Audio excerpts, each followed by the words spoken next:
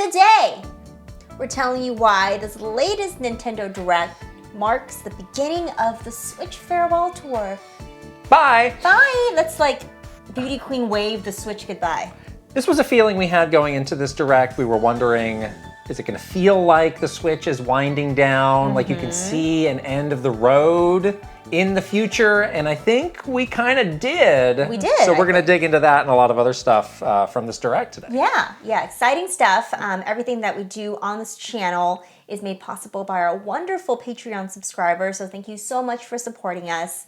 You get tons of cool stuff. Our community was all on the hype train for the Direct. We were playing community bingo, and people were making predictions, and we had how many messages? I think a record number of messages in our Nintendo channel. Right. It was a good time, had by all, in the Kit and Krysta exclusive Discord. That is the only get with Patreon. That is the hidden, unwritten benefit of becoming a Kit and Krysta Patreon subscribers. You become part of our great Patreon family who puts together their own events, you know, it does these great bingo boards, is constantly talking about all sorts of great things.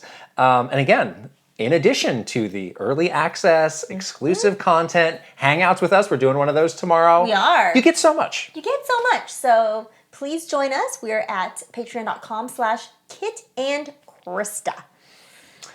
We have put out, speaking of the Nintendo Direct, this is something that we have been wanting to do for a while. Yeah. I don't know if people know what it's like for us when the rumor mill starts going and it's like, oh, there's going to be a Nintendo Direct coming up and imminently. So for our latest episode of Super Kit and Krysta 64, we decided to document that for like a week leading up to the Nintendo Direct. So kind of every day we would sort of record kind of like a little documentary of, what are we doing? What does it mean? What do we think is going to happen? What are the rumors? And just like, what else do we need to do, as content creators to get ready for this thing? Yeah, a Nintendo Direct is pretty much like the biggest... Code Red. Yeah, it's like, pick up the red phone, it's going to be big. It's like one of the biggest things that we as creators now have to plan for. Yeah. And something that we're obviously excited about and our community is excited about as well. So we want to do everything that we can to like grasp tightly that excitement. And but that that takes a lot of planning, and it's also like nerve-wracking because you're at the whim of Nintendo's scheduling. Like we have no idea when this thing might drop, so we're really like kind of betting on nothing. Yeah, so sometimes. Like a small example is this podcast. Patreon subscribers usually get it Wednesday morning or Tuesday night. Yeah. The public gets it Thursday morning, which is typically when these directs have been happening. So we had to preemptively we think this is going to happen, so we are going to hedge our bets and put the podcast out early last week, which is what we did, which ended up being the right move. Yeah, but you never know if you're making the right move or not. So we capture all of that, including all of our behind the scenes stuff that you never see. Things internal meetings. Yes, the secret will be leaked and revealed. The secret Kit and Krysta inner workings. It's a sight. I was editing the video and I was like, this is actually pretty fascinating because I don't remember 5 days ago what I was thinking. Why not? I don't know, because I'm Get an anvil fall on your head? Moving on to it's not a Looney Tunes cartoon, but you're moving on to other things. And when I looked back on it, I was like, oh yeah, that was a weird day. All the rumors and stuff. So it's really fun to have that as a record of what happened. So check it out. Yeah. This is not coming out for a little bit longer, but we have recorded the 2D Mario tier list, which we mentioned last time. Yeah. It was even huge fight. It was even more contentious than we could have imagined. I wasn't sure why you were saying that going into it. I was like, yeah, the 2D Mario games, I think we're probably on the same page with that. We were not. We were not Extremely at all. I was so disappointed in you. I still am.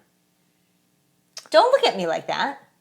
Well, one thing we did get a little bit hung up on certain details of do these games even belong on the list? Some of your rankings were very questionable. Which I didn't appreciate, and I think we have since gotten some clarity from certain well-informed individuals. Well, yes and no, because there are other documentations that were official that go the other way. So it doesn't make none of this makes any sense at all.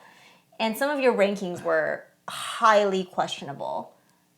Some of your scores, I don't know. So please look forward to it. Yeah, so who knows what'll actually be in the list? You're gonna just, you love censorship. That's what you're about. I'm not censoring anything. That's what Krysta with a K. It's censorship with a K. like we're in Mortal Kombat or something. It's with a K. Everything is with a K. So I don't know. Who knows what this will be? I don't know. I certainly won't know. I haven't even attempted to edit this video yet because I'm still kind of mad, and I feel like I'm gonna throw my computer out the window as I try to edit it. That's a great way. It's a great segue to the last thing on this little intro list here, which says goodbye, Krysta. Bye. Farewell. Farewell to the Switch. Farewell to Krysta. When will we see you again? I don't know. So what's going on with you? We'll see you for Switch 2 in 2024. I will return when What Switch is 2 happening is to you? I am going on a big trip coming up, which is another reason why we were so happy that the direct happened before I left, because I'm leaving literally. I'm gone. By the time you see this episode, I will have disappeared. But I am finally going back to China to visit my family, which I haven't seen since before the pandemic. So it's been a long time. I miss my family, my grandmother. Your grandmother is how old? 97. Wow. She's old. That is an achievement. Yeah, I know. My family has good genes, I think. So I'm gonna go and see my family and spend some time in China. I'll also be going to Hong Kong and Singapore as well. And one of the things that you did when you went on your big trip to Taiwan this summer is try to find what gaming is like in these other countries. Get into the gaming scene. Yeah. So I'm gonna do that too. I'm gonna try to get a sense of what gaming is like in all three places that I'm gonna be going to: Hong Kong, China, and Singapore. And we're just gonna see what happens. Yeah, that's wonderful. Gonna be fun. I'm excited. I'm really excited to see my family, and but the podcast will continue on. Of course. Of course, nothing can stop us from. Literally nothing will change, as far as people can tell. Yes, exactly. We pre-recorded a lot of stuff. The podcast will continue. Mm-hmm. So you don't have to react to a Nintendo Direct by yourself. So we're. You were terrified when you had to do that yourself. I was ready. I was prepared. So I don't. We're different this way. We are different, but it's still good that we got past that big hurdle. Too. Yeah. So now we can just move on and have our normal schedule of podcasts every week and videos for you guys. So it'll be great, and hopefully you'll follow along and see what I'm getting up to in Asia. I'll be there for 3 weeks. And our Discord is anxiously awaiting the drop of the Vacation Krysta emote. Where is it? Where is it though? I need it. I'll take it when I get there. I feel is better. This isn't gonna happen. Yes, it is. No. Because then you have beautiful China in the background instead of you with a Kirby tank top. It's like a 3-pixel thing. I'm not sure there's really that much room for details. You can't do it. Okay. My motherland. Well, wonderful and goodbye. We are about to get deep into this Nintendo Direct, but before we do, we got to shout out our sponsor. This episode is sponsored by Factor. Thank you. Thank you. With the busy fall season already in swing, you might be looking for wholesome, convenient meals for jam-packed days. Factor, America's #1 ready-to-eat meal kit, can help you fuel up fast with chef-prepared, dietitian-approved, ready-to-eat meals delivered straight to your door. You will save time, eat well, and stay on track with your healthy lifestyle. Oh man, Factor saved my life last week with all of the Nintendo Direct prep. I had no time pretty much to do anything. And these meals are so easy and quick and delicious. They're never frozen, 2 minutes in the microwave. That's pretty much my lunch for the entire week, actually. So I was saved. I was saved by Factor. I was so grateful to have it. Sometimes you don't want to go to the grocery store. Sometimes you don't even want to cook. Get frying pan? No, thank you. I don't have time. You just get these ready, you put them right in the microwave, and they're ready to go, and they are delicious. And they also have so many 34 or more, in fact, weekly frozen meals ready to go, and like they said, a lot of them are getting you into the fall spirit, which you love. I do love the fall meals. Anything fall themed, I'm into. They also have great juices and shakes and smoothies, which are really easy and quick for breakfast. I've been doing that. That's been really nice. And it's awesome. You can load up and be ready to go. So head to factormeals.com/KitandKrysta50 and use code KitandKrysta50 to get 50% off. That's code KitandKrysta50 at factormeals.com/KitandKrysta50 to get 50% off. 50% off. Wow. That's right. Discount. We'll put the link here and in the description below. All right. Let's not wait any longer. Let's talk about this Nintendo Direct. Why don't we start with our just personal highlights or lowlights, depending on. I think everybody already knows my highlight. Do they? I think so. You don't? Why are you just? I'm just gonna remain silent. What's wrong with while you go on this charade here. What is the charade? Tell us. I feel like people are already pretty they know that I love Paper Mario. People are not refreshing your social media every 30 seconds. Why not? Just kidding. Well, obviously, I had the biggest reaction I've ever had. I think ever. I think so. To the Paper Mario announcement at the end. I really just did not see this coming. That rumor had faded away. Mm-hmm. So I had kind of given up hope on that and we still didn't get the Zelda ports, but I had just totally given up hope on that kind of stuff. I was just and going into this Direct, I was like, yeah, it's gonna be pretty low key, I mean, it definitely was, but that was just a crazy surprise. And one of my favorite games of all time. Coming to Switch, wow, that was. I seriously, I woke up the next day and I was like, is that a dream? Is that reality? And so many people had the same reaction I did. Yeah. We were online and talking to people, and everyone's like, yeah, they keep thinking this is for real? This is really happening? I was in disbelief during that reveal. I just I couldn't believe it. I couldn't believe what I was seeing. It was incredible. GameCube kids rejoice. Yes. Anything else though? Anything else? Everything else was pretty, I think, what we were predicting. Pretty close. Pretty close to what we were predicting. Some of the updated things, trailers looked really good. I think we both really loved the Prince of Persia little segment that they did. That game is looking fantastic, and I can't wait to play that. I like that we saw a little glimpse of the Nintendo Museum. Oh my gosh. The shortest glimpse ever. That was still a highlight for me. I was ready to go on and buy the tickets. You were allunited.com. Yeah. I was let's go. We're going. Give me a date. We have no money, but we're going. Just backpack your way through Japan. I don't care. I mean, it was the teeniest of glimpses, but it's so exciting to know that this thing is also another thing that's wow, this is actually happening. Is that going to be more or less annoying to go to than Super Nintendo World? We are good planners, though. We are very good planners. We do a lot of research. We honestly had a really good time at Super Nintendo World, even though it was very busy. We did everything we wanted to, and we filmed all day. Mm-hmm. So I'm very confident in our ability to have a great time there. Otherwise, things seem pretty by the book almost, but not in a bad way. All of the stuff looked that's coming up looks great, and I think we both gave this Direct a solid B. But yes. So I was feeling pretty high at the end of it. Yeah, so yeah. I was on a definite high at the end. What are your thoughts on Princess Peach Showtime, which is I know a game you had an eye on. I'm excited about Princess Peach Showtime. It looks really cool. The different transformations give her different gameplay abilities, and I like the variety. It's you can be a sword fighter, but also a detective. It's those two have pretty different gameplay mechanics. So I love that part of it. I sometimes I might just have been burned in the past.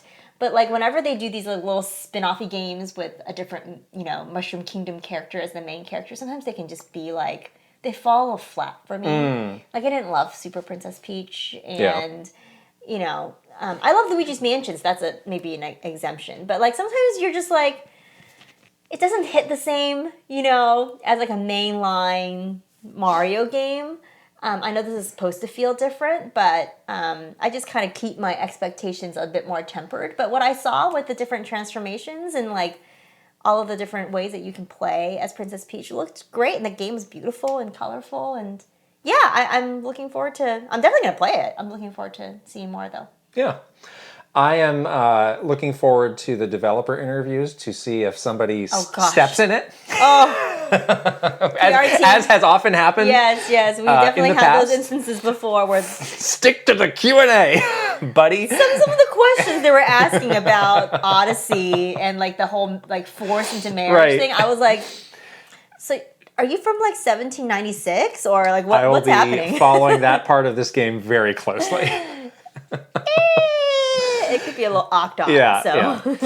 I liked, let's see, I was pleasantly surprised by Mario vs. Donkey Kong, which is a series that I typically dislike, but so there was a few details that I did not realize in the moment when they were going through the game. So I didn't realize that this is, pretty much a remake of the first game in this series, which was on the Game Boy Advance, which is a game I didn't play, honestly. Yeah, I didn't play that game either. And I didn't realize that that game is a spiritual successor to the 1994 Game Boy Donkey Kong game. Right. Which is amazing. So as I was watching that trailer, I was like, oh, this looks a lot like Donkey Kong 94. And then I tweeted something out about it, and a lot of people filled me in on that. I was like, oh, this is actually a spiritual successor, and this is a remake of that Game Boy Advance game. So that's an interesting bit of detail that I didn't fully realize. Right. The little toy Mario, the little lemming stuff, like I don't like that. You don't like. I'm not a fan of that, and they had really.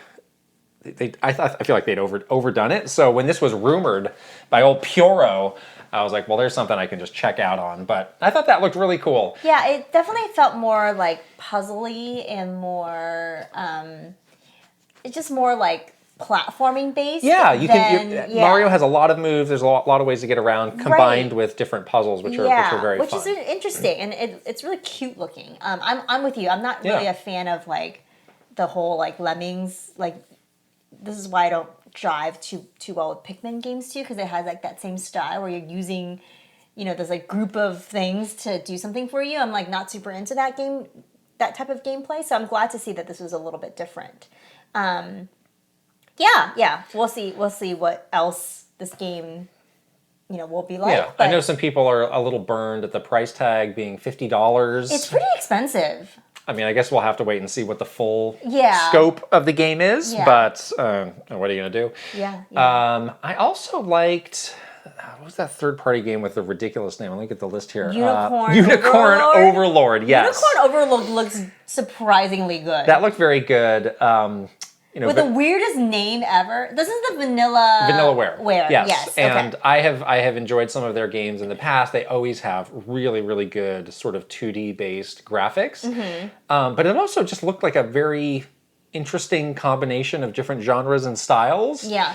That looked pretty fresh and unique, so I'll be excited to check that out. And then, I think the other thing that was in the Puro leak was F-Zero 99, and we'll talk about that in the games that we've been playing. Yeah. But that was obviously the return of a big franchise that people had wanted. Again, I think some people wanted something a little bit more, but we'll save the full conversation for games we're playing, but it's kind of neat. It's kind of neat, yeah. And Puro is 2 for 2 now. And I saw that he's back on Twitter. 2 for 2 on lifetime sentences in Nintendo jail. He's back on Twitter, so either Nintendo ninjas gave him access to his phone again to throw off the scent of him being in jail. Well, so here's the thing about Puro is like he was receiving information from somebody else. Right. Or so he says. Sure. So you want to get the source of that initial leak. That is the most important thing. Because if Puro doesn't have that, then he's just another guy. He's a little bird guy, So who knows what happened behind the scenes? I wonder why they picked him as the receiver of the information, though. There's got to be some connection there. Maybe put the screws to Puro and he'll give up his source. That's his bro. Put the screws to Puro. I'm not saying it's bro code. Got it? That light shined right on him. The hot lights, yeah. Where were you on the night of? You want this cup of water, don't you? The lights are really hot. I think those are a couple things that stood out to me there. I didn't have anything that was like crazy OMG like you did. Yeah. That Paper Mario Thousand Year Door, I have not finished. I have played some amount of that. I can't, obviously it was a long time ago at this point. I think I just moved on. There was something else that took my attention. So I'm excited to go back to that. Yeah, I've played this game. I've beaten this game like 3 times. Yeah. So I'm just excited to. I'll play this game like forever. I think for like the rest of my life, I'll replay this game. So how many games did you pre-order though? 0. Because that was the key message of big old goose egg of this Nintendo Direct. Pre-order this, pre-order that, pre-order this. I did go on and download some demos. Okay. Got the Dave the Diver. Good. Going there. Yeah. Yeah. I got the F-Zero 99 obviously because I have an NSO account. But no, I never pre-order any games, so that's just not what I do. There's not much point. So our predictions, we have a full video for that. If you want to go back and see what we thought, we recorded that the day before the Direct happened. But, we were predicting something that was a little bit muted in comparison to the last Direct, which was a big and full of surprises. Mm-hmm. And, I think, we were sort of hinting at the fact that it's going to feel like the Switch is slowing down. So, yeah, there were some things that we thought might be there, like Metroid Prime 2, that weren't there, but I think we came away with that feeling. Yeah, and I think, I definitely had like a big reaction to Paper Mario, but Paper Mario is really like along the same lines as a Metroid. It's another remake. Exactly, it's what I'm saying. It's another GameCube remake. Mm-hmm. They're not, Nintendo at this point, they're not dropping, in this Direct, they have not dropped a single, like, brand new game or anything like it. It wasn't like the last one where they dropped Mario Wonder, and that was a brand new game in the 2D Mario. Yeah, it was all either stuff that we kind of knew about before, or the new content was a remake. A remake, right, yeah. Which is easy for them to do. Yeah. And then we also said that, to sort of fill out their release schedule, they'll be really doing a lot with third party. And they absolutely did that. Yeah. They had tons of small and big and good and bad and weird third party stuff that was sort of sprinkled generously, I would say, throughout this release to kind of, it's almost like masking like that they didn't really have too many new things. Right. They even had like a sizzle reel at the very end, which was just like recapping what you just saw, which were all games that were remakes. Well, typically when they do a sizzle reel at the end, it's like, oh, here's some other stuff that we couldn't give more time to. Right. So it's stuff you hadn't seen before. This was different. It was recapping what you had just seen. Right. Which was a little strange. And when they recapped it, it was very, it felt very like obvious to me when they did it that way. That's like every single one of these games is a remake and a game that we've seen before. Mm-hmm. It kind of had like the opposite effect on me, where I was like, oh, that's a weird way to do this, where I'm not like getting more excited. I'm just sort of having a realization that they are winding down on this stuff. Even on the third part, I mean, Tomb Raider, those are remakes. The Contra game, that was a remake. So that is just kind of a pretty across the board trend. Yeah. Which is interesting. Yeah, exactly. So I think, so when we were going into this, we were both kind of thinking like, what kind of strategic purpose is this Direct serving Nintendo? They're not just releasing Directs because they want you to pop off. And not because it's September. Oh my gosh, we need to do it. Yeah, no, they never do anything because they quote they never need to do anything. First of all, they're not doing it to like to do fan service, obviously, because they don't care.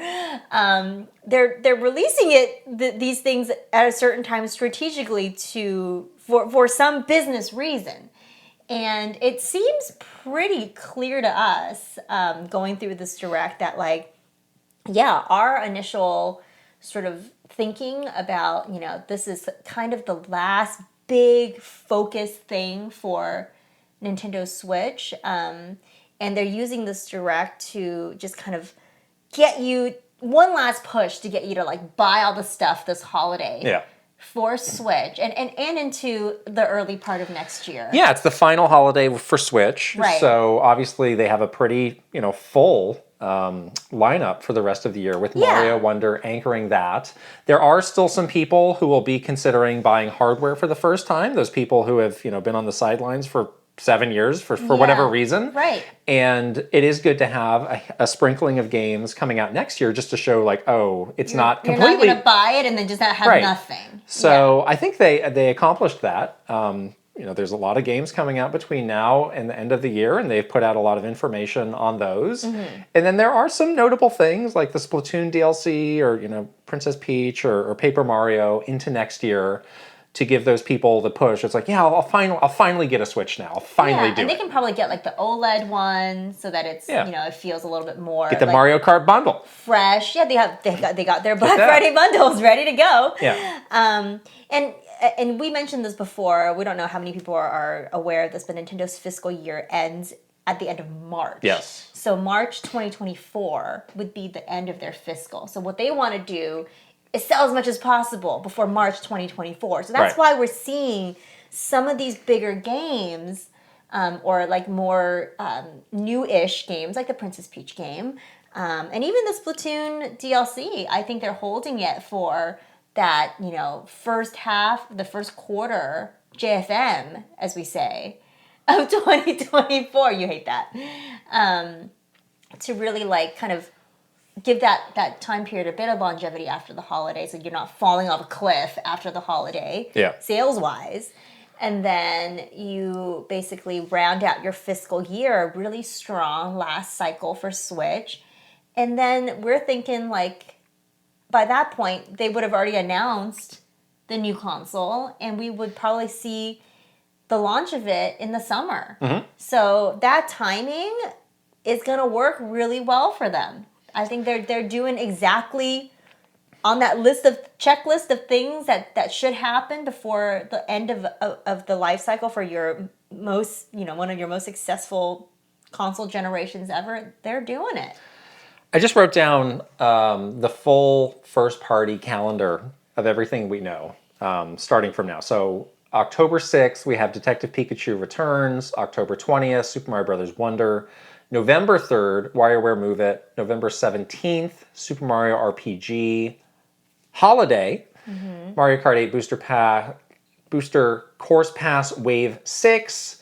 And then we get into next year, February 16th, Mario vs. Donkey Kong. March 22nd, Princess Peach Showtime. Spring 2024. When does spring start? Spring starts... maybe March? March 21st, I believe. So late March. Okay, so that's the Splatoon 3 Side Order DLC. Summer 2024 is Luigi's Mansion 2 HD, and then Paper Mario Thousand Year Door just had 2024. So one of the other questions that we were asking was, is this the last full direct for the Switch before they announce the Switch 2 or whatever that thing ends up being? Yeah. Well... So they do often do a direct in January. Yep. And I don't know now. I think they could probably cobble something together for January that includes everything in the 2024 calendar, and they probably got like a handful of other little things, little odds and ends. They probably have a couple more third-party You could probably indies. Yeah. You could probably do that if you wanted. We'll see if they do. If they don't. So I don't know if you can say definitively yes that is, but I think they're going to get progressively weaker, obviously, because there's just at some point the development stops.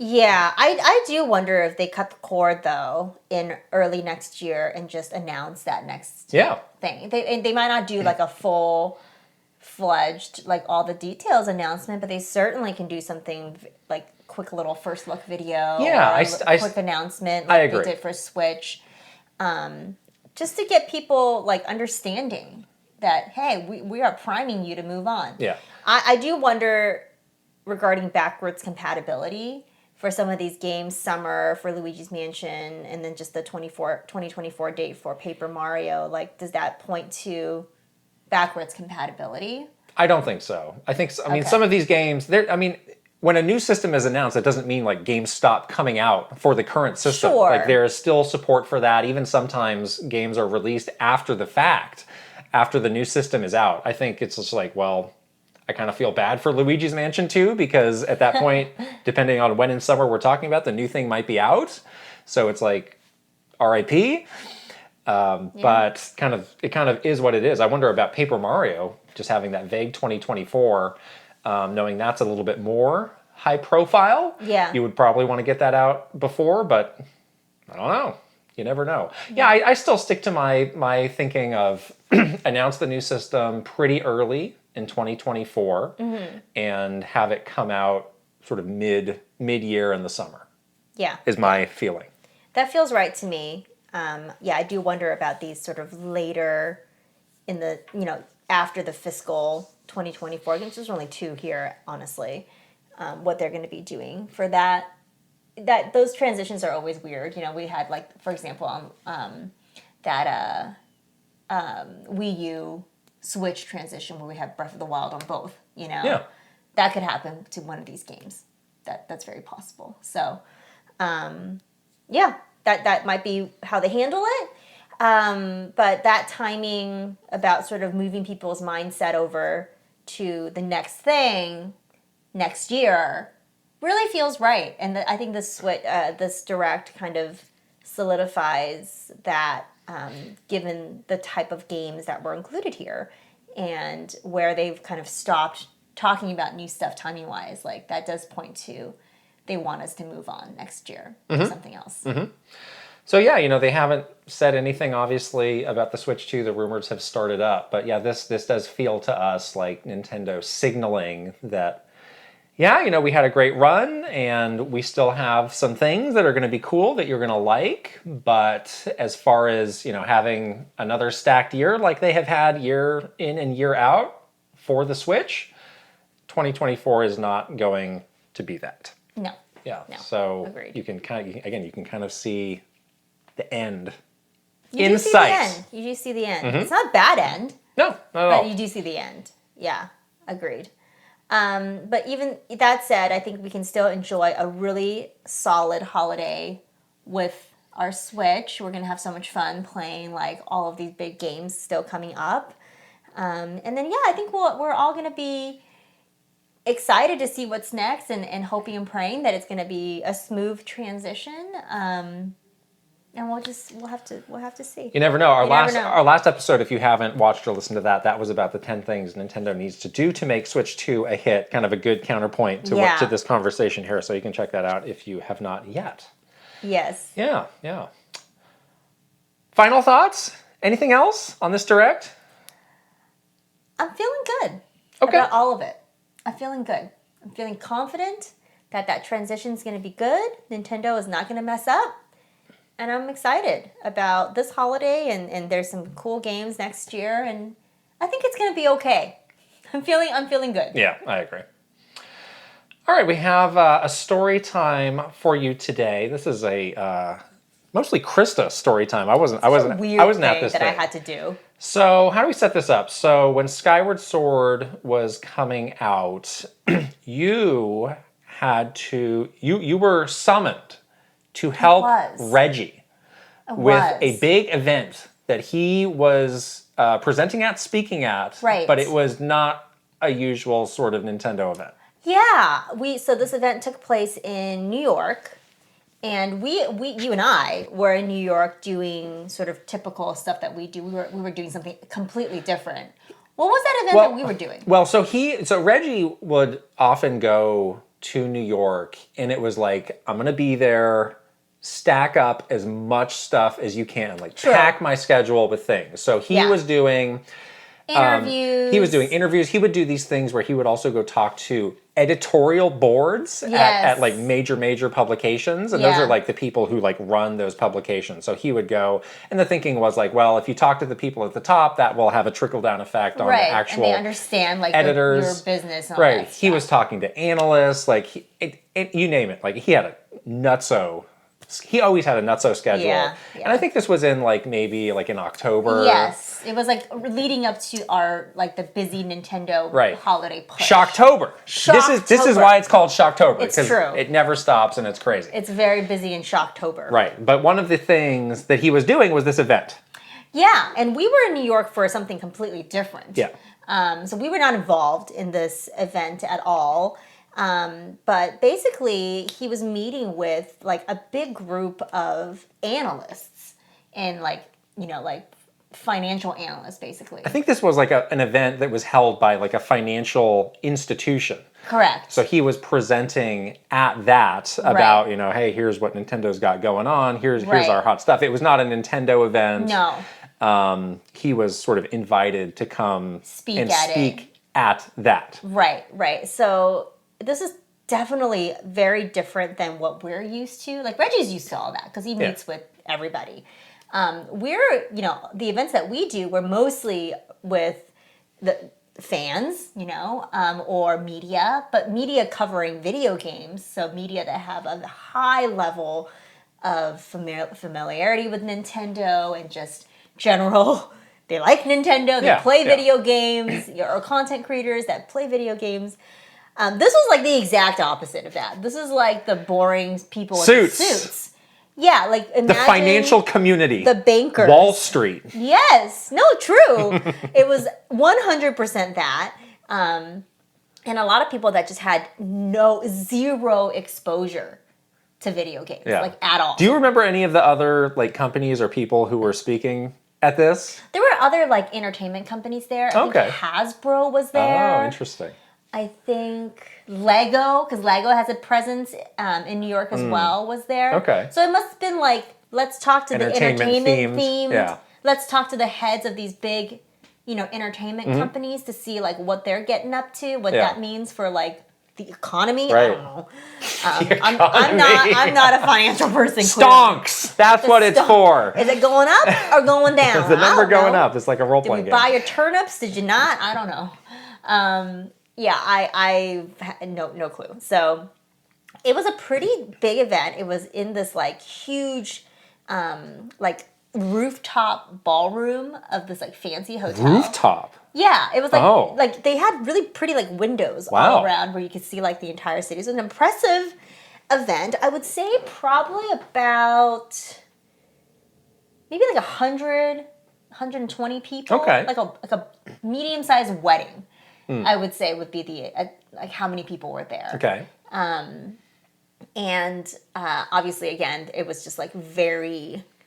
It felt stodgy. Like when I walked in, it was just like very quiet. Yeah, everyone's like the coffee and the hushed tones and just like a sea of suits, you know. So I was summoned for I don't know why. Why you?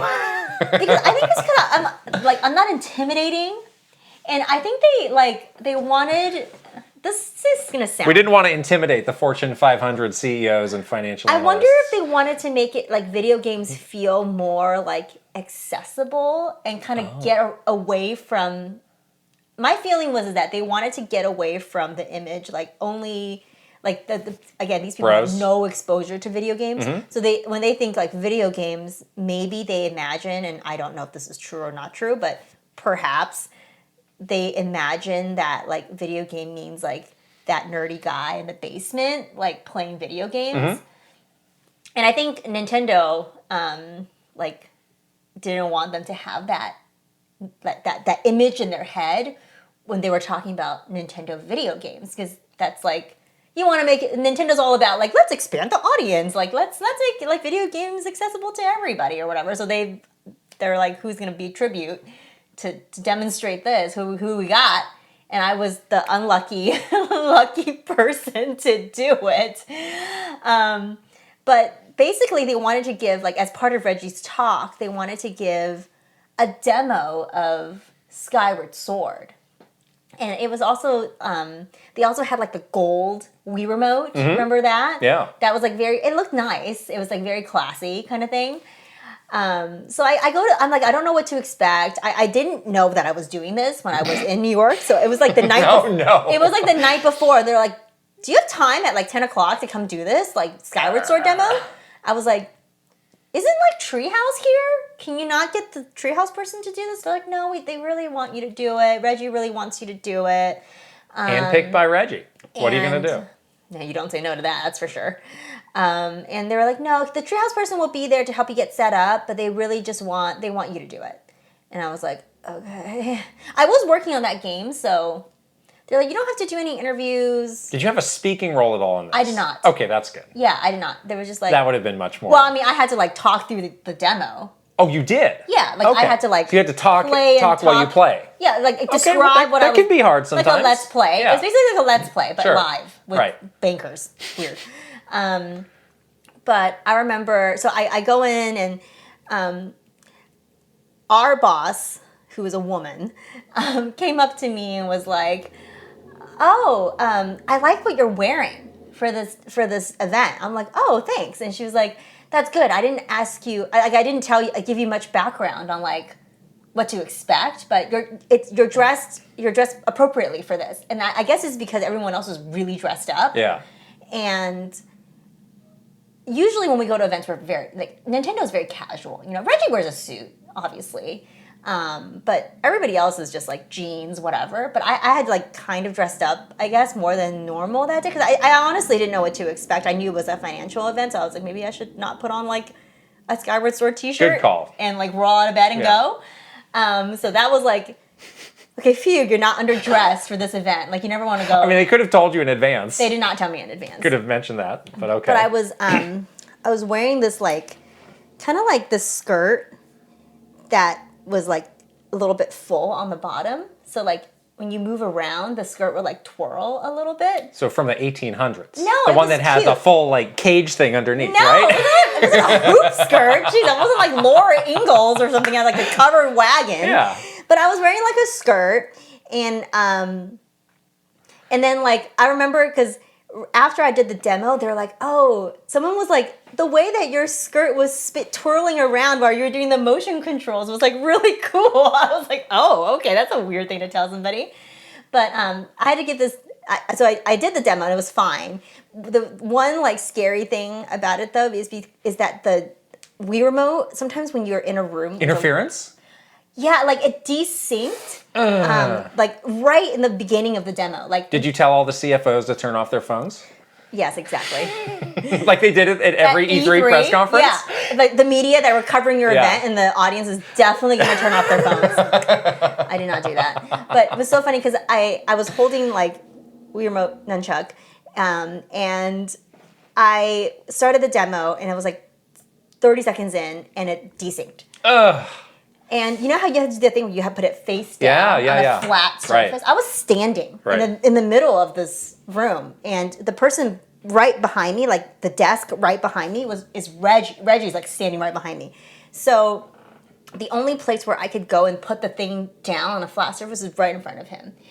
And oh my gosh, I just remember like we both kind of looked at each other because I was like, "I'm gonna make this work, don't worry." And he was just like, "You better make this work or else." But like he had like all his stuff on the table, and I needed room to put the remote down. You're typically in charge of holding his He has a lot of glasses, stuff. his The phone, glasses were his there. wallet, whatever, Yes, pocket change. He had glasses, phone, wallet, a notebook, a pen. I think he had his like 19 Poke he Walkers. has a lot of like maybe a DS was like a 3DS. He had a lot of stuff, okay? And I was just like make some room, dude. What are you doing? And it was so fun. He was like with all this stuff. Oh my gosh, I've never seen his hands move so fast as to make room for me to put the Wii remote down to resync it to the thing. But that was the funniest thing ever. Like I was just like, oh, thank goodness, because it was like non-verbal communication at that point, you know? Like you and me are simpatico. You know what I need you to do. Yeah. And you know that don't freak me out because we just need this to work, you know? And then the thing resynced. It worked. It didn't desync again. It did not desync again. Okay. It was about a 10-minute demo, I think. The Treehouse person was there too, just in case, so that's good. And we basically like, go through it all, and it was great. Like it turned out to be great, and everybody was like very into it. Like the people that had no understanding of like what a video game was or what a modern video game would look like. Maybe they, played Mario on the NES or whatever, but some of these people, I think it was like the first time they saw another Nintendo game since like the 80s or 90s, So it was kind of interesting. Like people definitely, whatever they were trying to accomplish, where they're like, let me show you what modern gaming looks like. I think they like did with that demo. Because people were like, oh my gosh, I can't believe it. Standing ovation for Skyward Sword and could you. look like that. And Okay. That's so cool that it's all like motion controls. You know, that was like a novel thing still back then. And like, wow, like a controller can look like that. And you can do all of that. And, you know, the sword stuff in Skyward Sword looks impressive. Yeah. So if you do a good demo, I think people do like think like, wow, this is like, this is cool, you know? Wii Mania. Yeah. Was still a thing. It was still like quite the thing Yeah. back then, especially among like that kind of audience. But yes, I remember that event was very strange.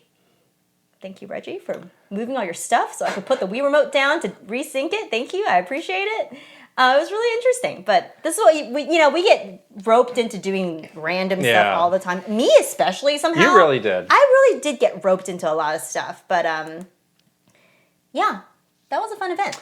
Better you than me. That's my conclusion. Oh. Well done. We have a whole lot of games we've been playing to talk about. We will get to that in just a minute. But first, we got to say this episode is sponsored by BetterHelp. Woohoo! Thank you.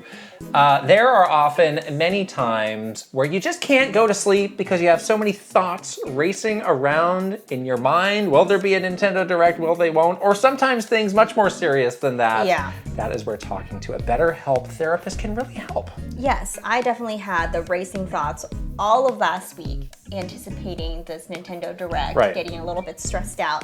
Obviously, I was also planning for my big trip. Yeah, you have had a lot on your mind. Yeah, lately. and that is a real thing, to just have all of the to-do lists that you have for your day just continuing to run through your head when you're trying to wind down. And it is difficult for me to get out of that mindset unless I have someone to talk to. And that's where I'm really grateful to my BetterHelp therapist. And I can talk to this person however way I want to, whether it's just a quick text message or a longer video call. Anything on my mind that I just want to like get out. Yes. Keep it from rattling around in your head. My BetterHelp therapist really helps with that. Yes, problems, big or small, it always helps to talk to somebody, and they can teach you positive coping skills, how to set boundaries, and really manage through whatever it is that is bugging you. And as you were saying, it's entirely online, very easy to get matched up with a therapist, and then you can do it on text, you can do it on voice, you can do it on video, whatever feels best for you. So we use BetterHelp and we love it. So get a break from your thoughts with BetterHelp. Visit betterhelp.com/KitandKrysta today to get 10% off your first month. That's BetterHelp, HELP.com/KitandKrysta.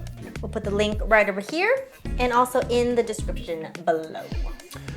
Games we're playing. Let's start with F-Zero 99, which we were teasing up top. We've both been playing it. What do you think? It's pretty fun, actually. Yeah, it's really good. I wasn't sure, like, these 99 games is a bit of hit or miss for me. Sometimes I really love them, and sometimes I kind of try it out and then fall off pretty quick. Sometimes, it can be surprising to see what works well or not so well with that format. Style like, format, obviously Tetris is perfect.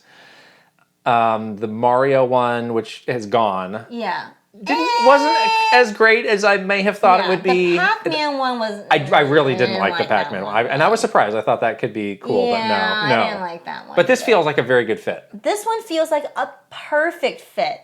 And there's something very exciting when you see 99 racers like, all lined up like that.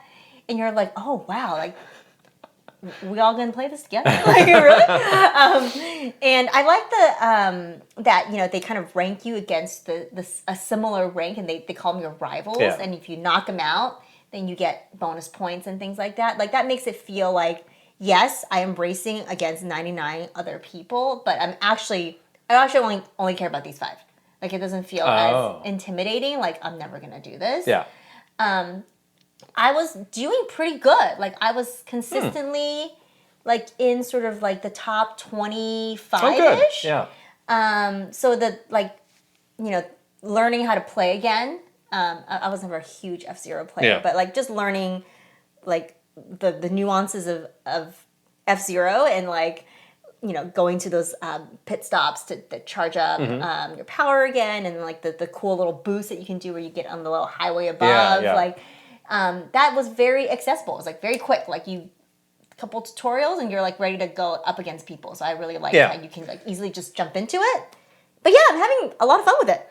Yeah, I think it works because it just feels like, those later F-Zero games, they did start to have a lot of computer characters Yeah. out there. So it doesn't feel like they're really changing up what F-Zero is. It's just you're just playing with a lot of people, and it's a lot more heated because you know that that's a real person that you Right. are competing against. Yeah. And I think the aesthetic for this game is super good. Oh, It obviously, it's one of those things where it's like, I think that's what SNES F-Zero looked like, but it's totally not. It's not. But It's they in have your mind, maintained that 16-bit feel and vibe, but made it work in more of a modern context. Right. I also really like how they're using in the menus like a lot of the classic F-Zero artwork. Mm-hmm.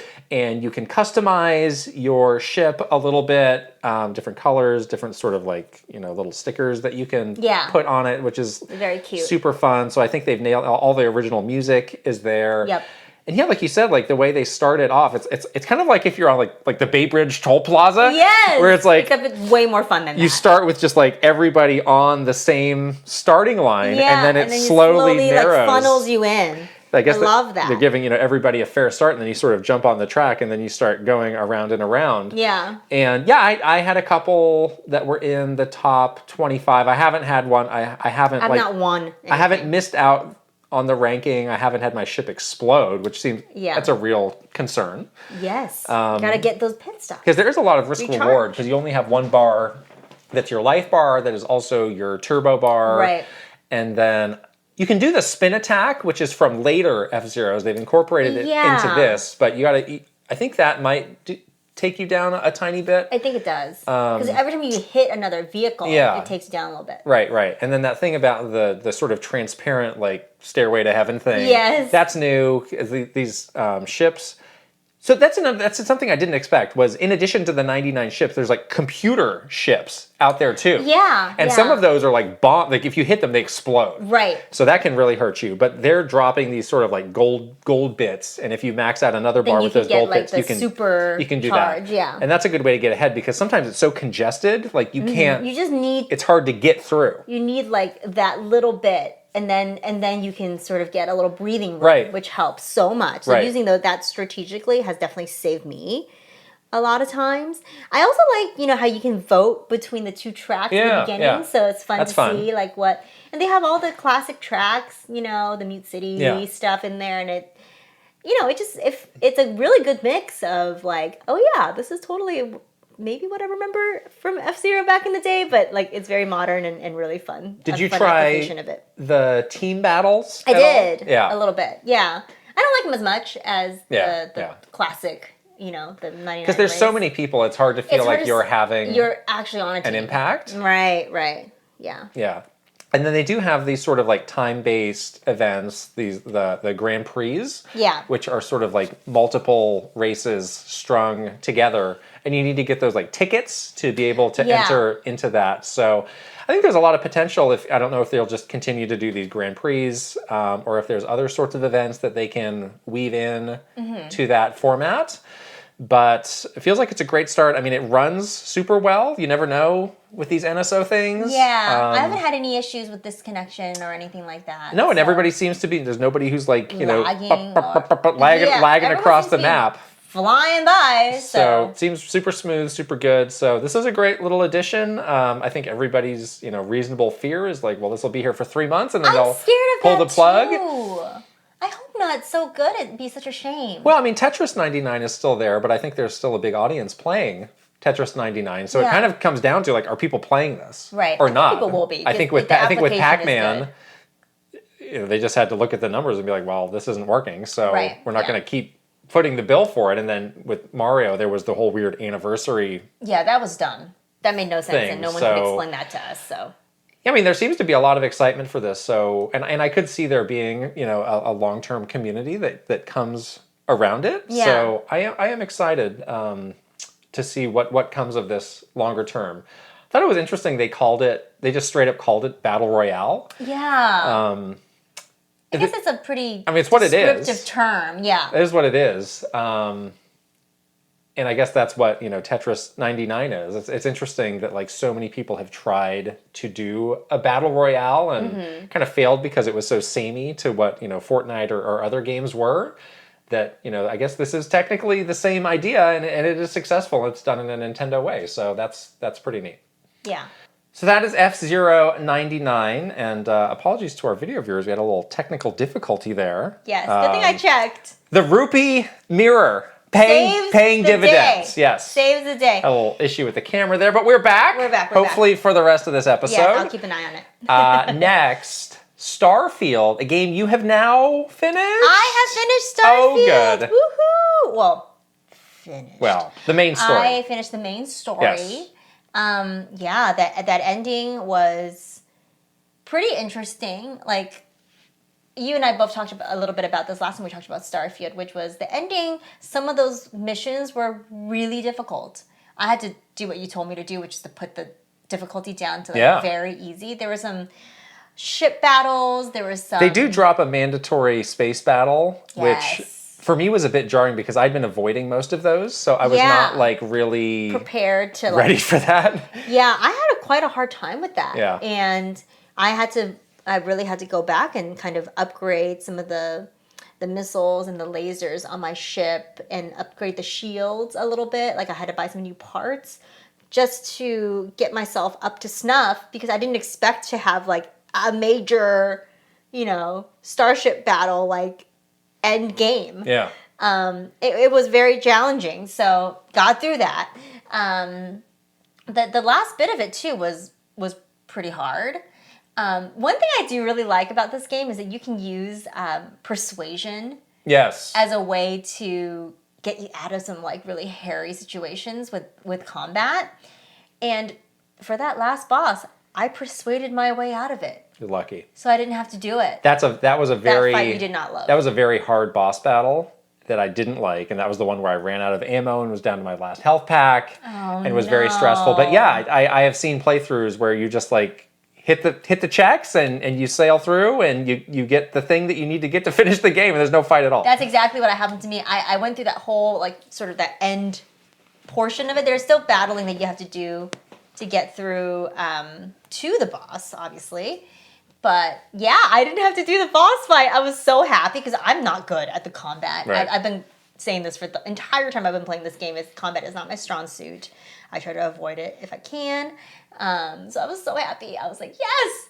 And then, yeah, the end game is really interesting, and it kind of puts you right back quickly into New Game Plus, and New Game Plus looks fantastic. It's really cool, yeah. And I'm so excited for that part. I'm going to play this game, I think, when I'm in China on my vacation, like the cloud thing or whatever. Yeah, so I'm excited to check out New Game Plus because now my character is like really awesome. Yeah, I was going to ask you how you're feeling now that you finished it about continuing to play and doing some side stuff. Like I've sort of put it down because I'm playing Baldur's Gate, but sounds like you're still going to keep going.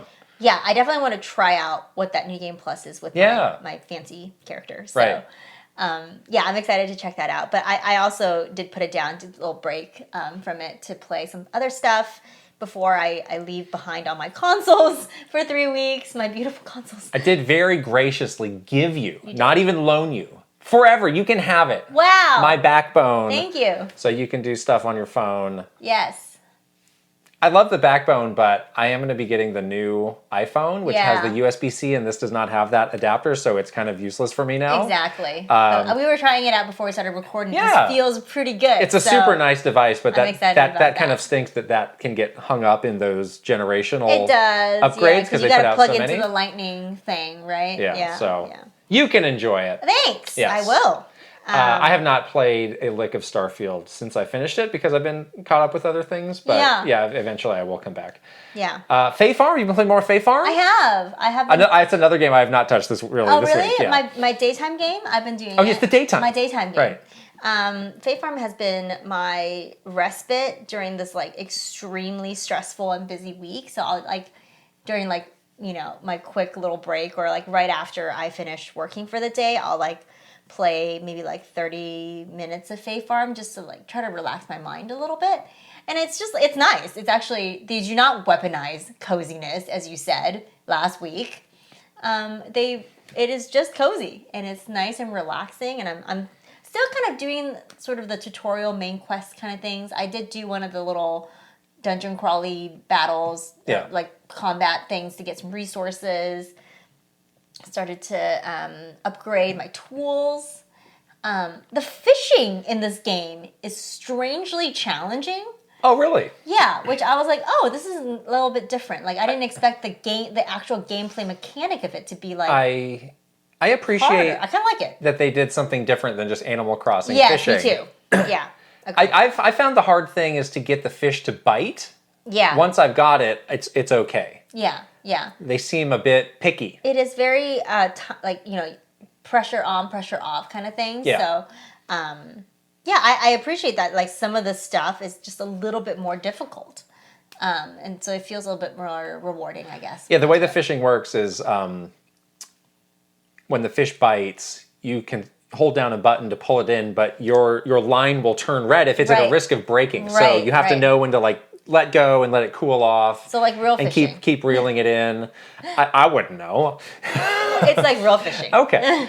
And yeah, there seems to be a good variety of fish out there. So it is nice. Again, like there's so many games that just bite the Animal Crossing. You're like, well, this is how you do fishing in a game like this. It's nice that it's something different. Exactly. No, I really actually like that too. I do like that there is a tiny bit of sort of challenge overall in this game. You know, not to the point of like, oh my gosh, I'm like really struggling it's not frustrating, but get through like this combat or like fishing or whatever, but it just feels very rewarding when you actually do a thing, because it was like a tiny bit hard for you to do it, you know? So that feels right. That feels good to me, you know? I like it. Yeah. So yeah, Favorite's gonna be like my big, I got some demos that I'm gonna try. I got the Sea of Stars demo that I'm gonna try out on the plane. I got the Dave the Diver demo. Yeah, what are your travel plan wise for gaming? What are you looking to get into? So I'm definitely going to be obviously playing a lot of games on Switch as the easiest option. Fae Farm is going to be a biggin for me. And then those demos that I downloaded. If I like Sea of Stars, I might just continue on with it too. Yeah. Another nice thing for Fae Farm, for specifically like being on a plane, you know, it's not tied to your actual time. Yeah. There are things in Animal Crossing where I was like, where I've literally done everything I can in this day. Yeah. And unless I want to time travel, like I can't really do anything. Right. Whereas Fae Farm is on its own clock, so you can just keep going forever. You can keep going forever, and you can like end your day to like start the day if you're ready, if you're ready to like just refresh it kind of, which is really nice. And then I'm planning on bringing my controllers, because I can probably play I'm planning on playing more Starfield like through the cloud. I think I can do that pretty easily on my like iPad. on an iPad. Yeah, I have it on my iPad. So, and then PS5, like you and I both been kind of like sucked into Baldur's Gate recently, and I'm a little bit heartbroken to leave it behind. What I said would happen. I know, but I don't care. I'm so glad that I was able to play a little bit this week, and I still have a couple more days that I can dig into this game a bit more, and I'm getting like I'm really into it right now. So, I don't know if I want to leave my PS5 on for 3 weeks. That's the problem. Yeah. Even in sleep mode, it might not make it. I know. Honestly. It's a long time to just have it do you want to go to my house and turn it on, turn it off every day? No, I don't. You don't? Okay. You call me. I'm ready to play. Right? Can you go turn it on? You go turn it on. Yeah, I wish there was some option to just remote boot the system. It won't let you, I guess that's too much to ask. I don't know. Yeah, it won't let you. So I'm wondering what I should do with that. So are you may be bringing an Xbox and a PlayStation controller with you? Well, I might not bring the PlayStation controller, because if I were going to play PlayStation, I would just use the backbone for that. Yeah. Is this a dumb question? You know, all those controllers now, this is a nice thing about all these controllers, they all sync to an iPad or other whatever the device. True. Yeah. If you're playing remote play, could you use the Xbox controller to play the PlayStation game? Because it's just like, well, this is just a controller. It's true. Yeah. I don't know. I'm definitely going to bring my Xbox controller. Yeah. Yeah. Okay. I might not bring the DualSense because I don't know. I have to decide. But then I do have the backbone, so I can always boot up my PlayStation on that if I needed to. Anyways. All right. So that's what I'm thinking. But I'm hoping that I can still get into more Starfield while I travel. That's a good idea. Yeah. That one is like, now I can do the New Game Plus stuff, Right. you know? Right. Great. That's a good call. Well, the reason I've not played any Fae Farms is I'm completely sucked into Baldur's Gate 3, and I just don't have time for anything else. I'm probably 20 hours in now. This is one of those games the hours just melt away. It really is. Like to an alarming degree. It's kind of scary. It's a major time If suck. I didn't have any sense of responsibility, I think I could play this game all night. Yeah. Like I would think just so. not sleep. It feels like one of those games. Yeah. There's something about the gameplay loop where the battling feels, it's kind of like chess-like. Yes. So it's not like super, like you don't feel like super stressed out. It's very move. I mean, it's hard, but it's not like Elden Ring where you're like grasping the controller and your hands. It's at your own pace. You're pacing it, yeah, exactly. Right. And then like that exploration, and then the soothing guitar music. The music is very good in this game. It's so good. Yeah. And like you're just like listening to like the nice woods, and you're like listening to the cute little dialogue with the characters, and you're like, and the narrator comes on and says a thing to you, and something very relaxing about it. And then all of a sudden you're like, oh my god, 4 hours as you're bludgeoning a goblin into submission. I'm not really bludgeoning. Back to the character select screen we go. Woohoo! I definitely spent a lot of time there. Yeah, I think this game really nails like the feeling of going on an adventure. Yeah, and I've been thinking also like, well, you know, the latest Zelda games, Breath of the Wild and Tears of the Kingdom, also do a really good job at that in different ways. Yeah. You know, Zelda is a bit more action oriented, where you're running and jumping, climbing things. Yeah. But you do just have that sense of discovery and stumbling upon things that you didn't expect. But this game really does too. But it sucks you in different ways. Like you'll find something you think, oh, that's just like an insignificant little whatever. And then it becomes like this whole 2-hour side story with this incredible engrossing story and all these choices that you're making. Yeah. And it's like, wow, there really is something to discover like everywhere you look. I'm still on the first area. Me too. And I always think like, okay, I've done it all. But then on my way, I get distracted. It's like, oh my gosh, there's this whole other thing that I had no clue even existed. The other thing that's really cool. And I want to do it. I know, I do want to do it too. A lot of times it's like, whatever, I'm just moving on. Right, like this is not appealing to me. Or I'm not like incentivized. Yeah. But I'm incentivized to do like a lot of stuff. The other thing that I really love about this game that really feeds that sense of discovery and rewards you is that the environment is so interactive. Yes. Like, you're just walking along, hanging out, you know, poking around, and all of a sudden you stumble across something that's like, oh, like, you know, what is that? Is that like a crack in the floor? Like, why? And then you like fall through the floor, and then like something happens to you, you know? Or like, you know, you come to like a locked door, and there's like somebody behind the door, and you're like, curiosity is like very much fed in this game in a really interesting way. And that has happened to me like every single time I've played, which is like pretty amazing. Yeah. I've been like sucked into one of these things. I came up to a locked door where there were some questionable sounds coming out of it, and I tried to open it, and one of my party members was like, I wouldn't do that if I were you. I did it. And? I'll tell you later. Oh, I'm so excited. This game is sexy, let me tell you. It's very sexy. I'm into it. Another big update for me, I have reclassed. Aha! I am no longer a barbarian. I am now the fighter. I have become the most generic class in the entire game. Are you still a dwarf? Oh yeah, I can't change that. Okay. Once a dwarf, always a dwarf. Cute little legs. Can't move that far. No, because I got an item that extends my movement. Aha. So I'm kind of like back to average with the movement. Okay. No more little dwarf legs holding me back. Cute. The dwarves are cute for you. The barbarian just had some specific mechanics that I wasn't super loving, because it felt like you had to do this every big encounter, and it's like I just want something a little bit more straightforward. So that's what the fighter is. Okay. Otherwise, it's pretty similar, and it still really holds up well in combat. I have a fighter in my party, and she is very, very effective. like. Is that the lady who I left in the cage, perhaps? You did. Yeah. I really like her because I'm a wizard, of course. What kind of a wizard, though? What 19 variations of wizard did you choose? I am a No, the one that does like all the elemental spells. Okay. And I am a half elf. Yes.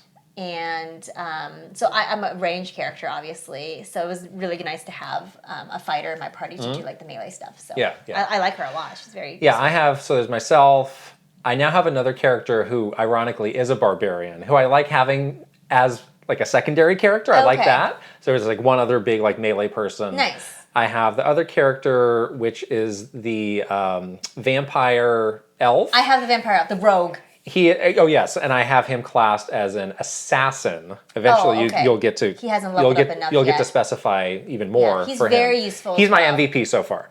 Okay. Yeah. Because I'm learning so much about like the range stuff being really valuable. I'm my own MVP because my range is significant. He has a very high hit. The hit percentages in this game are probably lower than you expect. It's very I never had 100% hit percentage. In like a Fire Emblem game, like anything less than 90, I'm like, well, I'm not risking that. In this, it's a lot of like 50%. I'm like, I guess, Yeah. because I don't really have a better option. So you just yeah. have to roll with it. But this guy, he hits at a pretty good clip and gets a lot of criticals. I like his stealth range move. Right. That's a very powerful. And he can just vampire bite people to get health back. That's true. That's Gotta bite helpful. people. And then my other character, she is Cleric. a cleric, Yeah, but the Shadow Heart character. Right? I mostly just use her for healing and the Yeah. occasional ranged attack. She does some buffs that I like as well. She's got some more like intangible type Yeah, she's not my favorite character. stuff. There's a lot of spells, and I'm like, I don't get half of these spells I don't really think are useful. Yeah, some of them I'm like, read the description. Maybe like, if you were doing like a pen and paper and you were trying to really like get into the role playing Yeah. aspect, you would use those more. But it's like I just Yeah. got to survive this battle. Yeah. So this is not exactly helping. Yeah, I'm still collecting more characters. I met another wizard that I benched because I'm a wizard. The guy, Yeah. I benched him too. He seemed a little boring. He was kind of generic, so I put him away in the camp.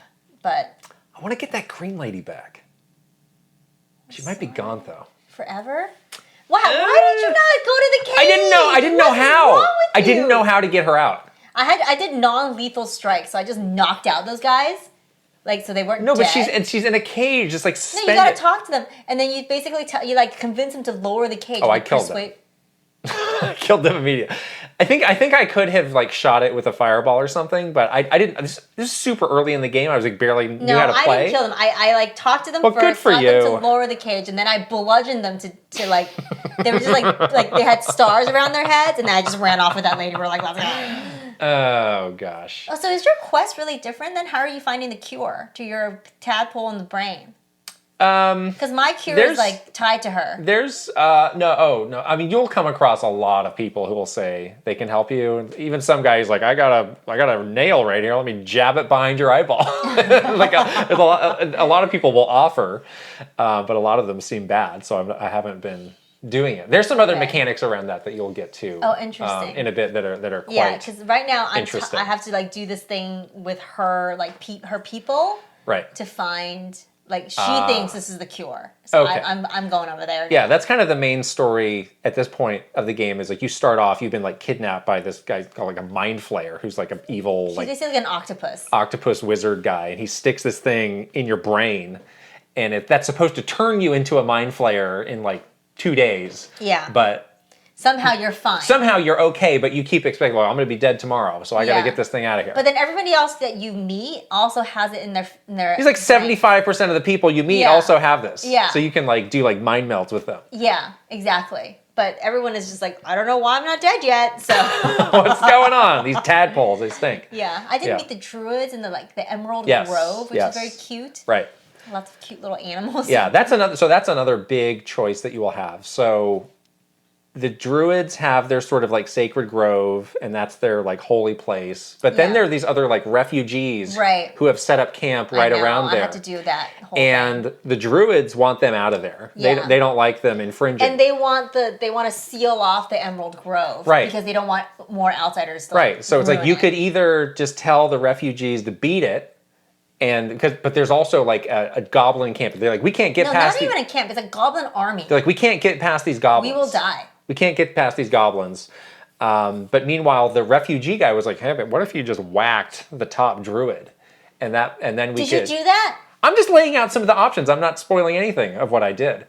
Will you tell me after? Okay. There's a lot of different variations of how you can solve I'm gonna tell this, you how this dilemma. I want to tell you how I did it because I did that for last night. Oh, you did? Yeah. Oh, okay. So I take it you did not take out the goblin army.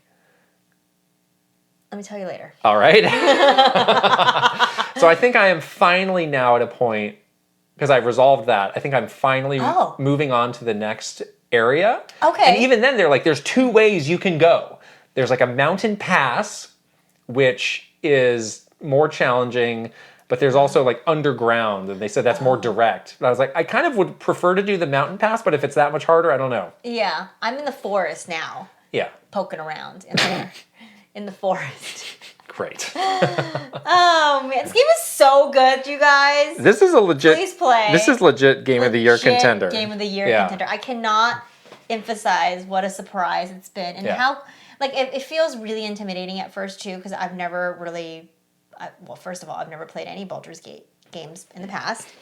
I have not played a Dungeons and Dragons. Well, do I really want to? Like, how do I play a Dungeons So I've been and looking Dragons into that more because that's something I've always wanted to do. I really want to. And so, on like the game box, this is digital, but imagine there was a box. There's nothing on it that says Dungeons and Dragons. No. But I did go to the Dungeons and Dragons YouTube page to see what they had over there. They have so much and it's really smart stuff. It's like playing Baldur's Gate and want to get into Dungeons and Dragons. Like here's like a dozen videos to like show you like how to do that. Like so they anticipated this, and I'm sure that actual Dungeons and Dragons are getting a big boost. Yeah. Because of Baldur's Gate 3.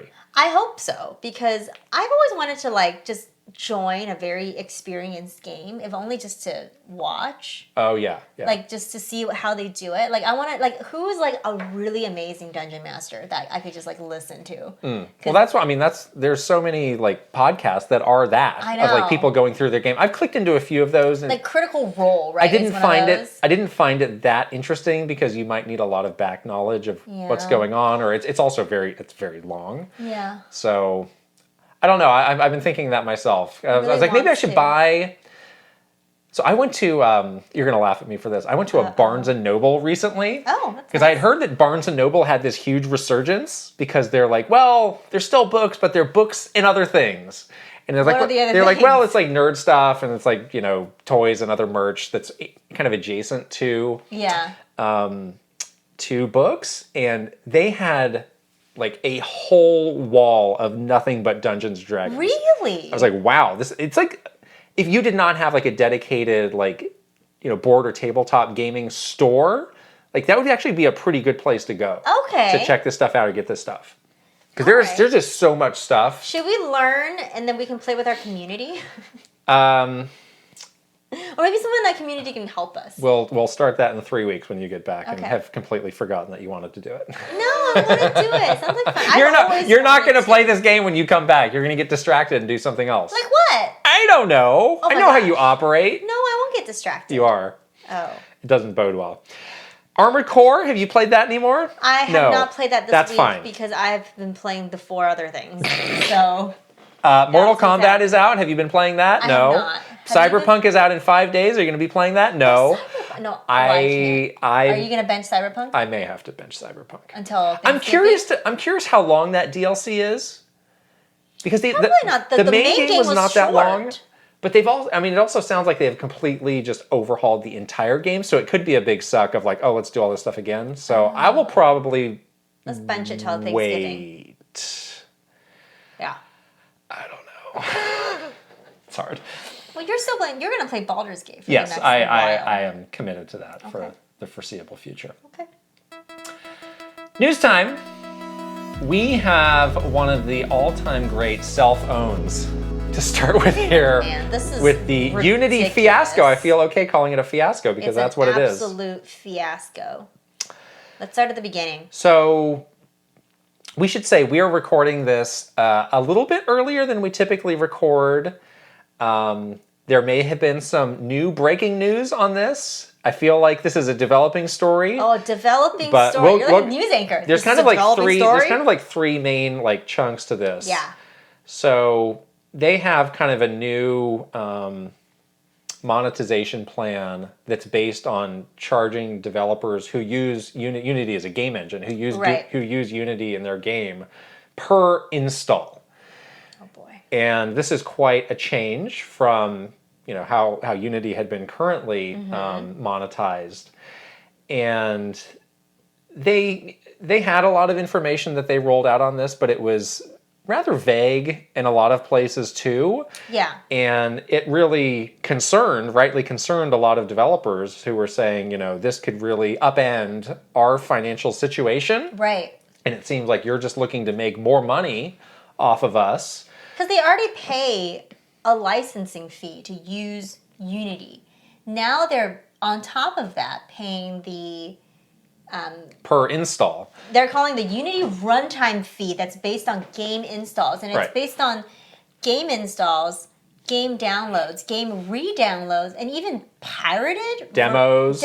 Right. So anything that's using the engine, that somehow they have a way of tracking. They have asked, how exactly are you tracking? And they've been very they were totally about don't worry about it. They don't have an answer. So shady. They don't have an answer for that. So people rightfully didn't like this, and it was primarily indie developers who were speaking up and putting out a wide range of statements, and a lot of them were just voicing their displeasure or talking about how this really jeopardizes their ability to work as game developers. Yeah. Some people went so far as to say, I will be delisting my game. Some really big games did that. Yeah.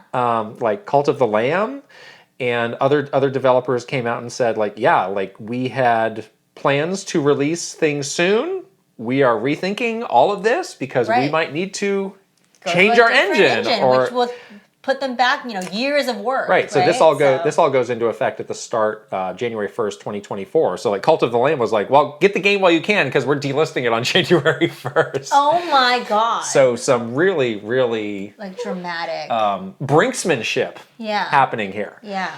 And there was also this question of what if your game is on Game Pass? What happens with that? And they've come out and clarified in that case Microsoft foots the bill. Platform holder. So if you're an Apple Arcade or in Game Pass, Apple or Microsoft has to pay this. Yeah. So in this case, it's all of the individual developers who are making these very public statements.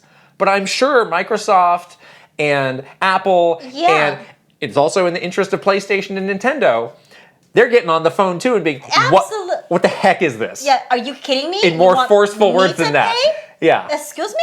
Yeah. I don't. What do you think? Because it's in their interest to also have a very vibrant and diverse set of games on their stores. Right. And if developers are either shutting down or delisting their games, that's bad for them too. In addition to having to pay potentially the fees for this. Right. So they're just Unity is just getting inundated from every direction. All the ends. With either complaints, threats of delisting games. I'm sure there's some sort of legal options that are being considered. I think this feels very I don't know how this is legal because, let's say you and I are doing business. You sign a contract for one sort of work that we're doing, and I'm like, guess what? I completely changed it. Yeah. Too bad. Deal with it. Yeah, too bad. From now on, every time you talk to me, I'm going to charge you 25 cents. I don't know how you can just do that.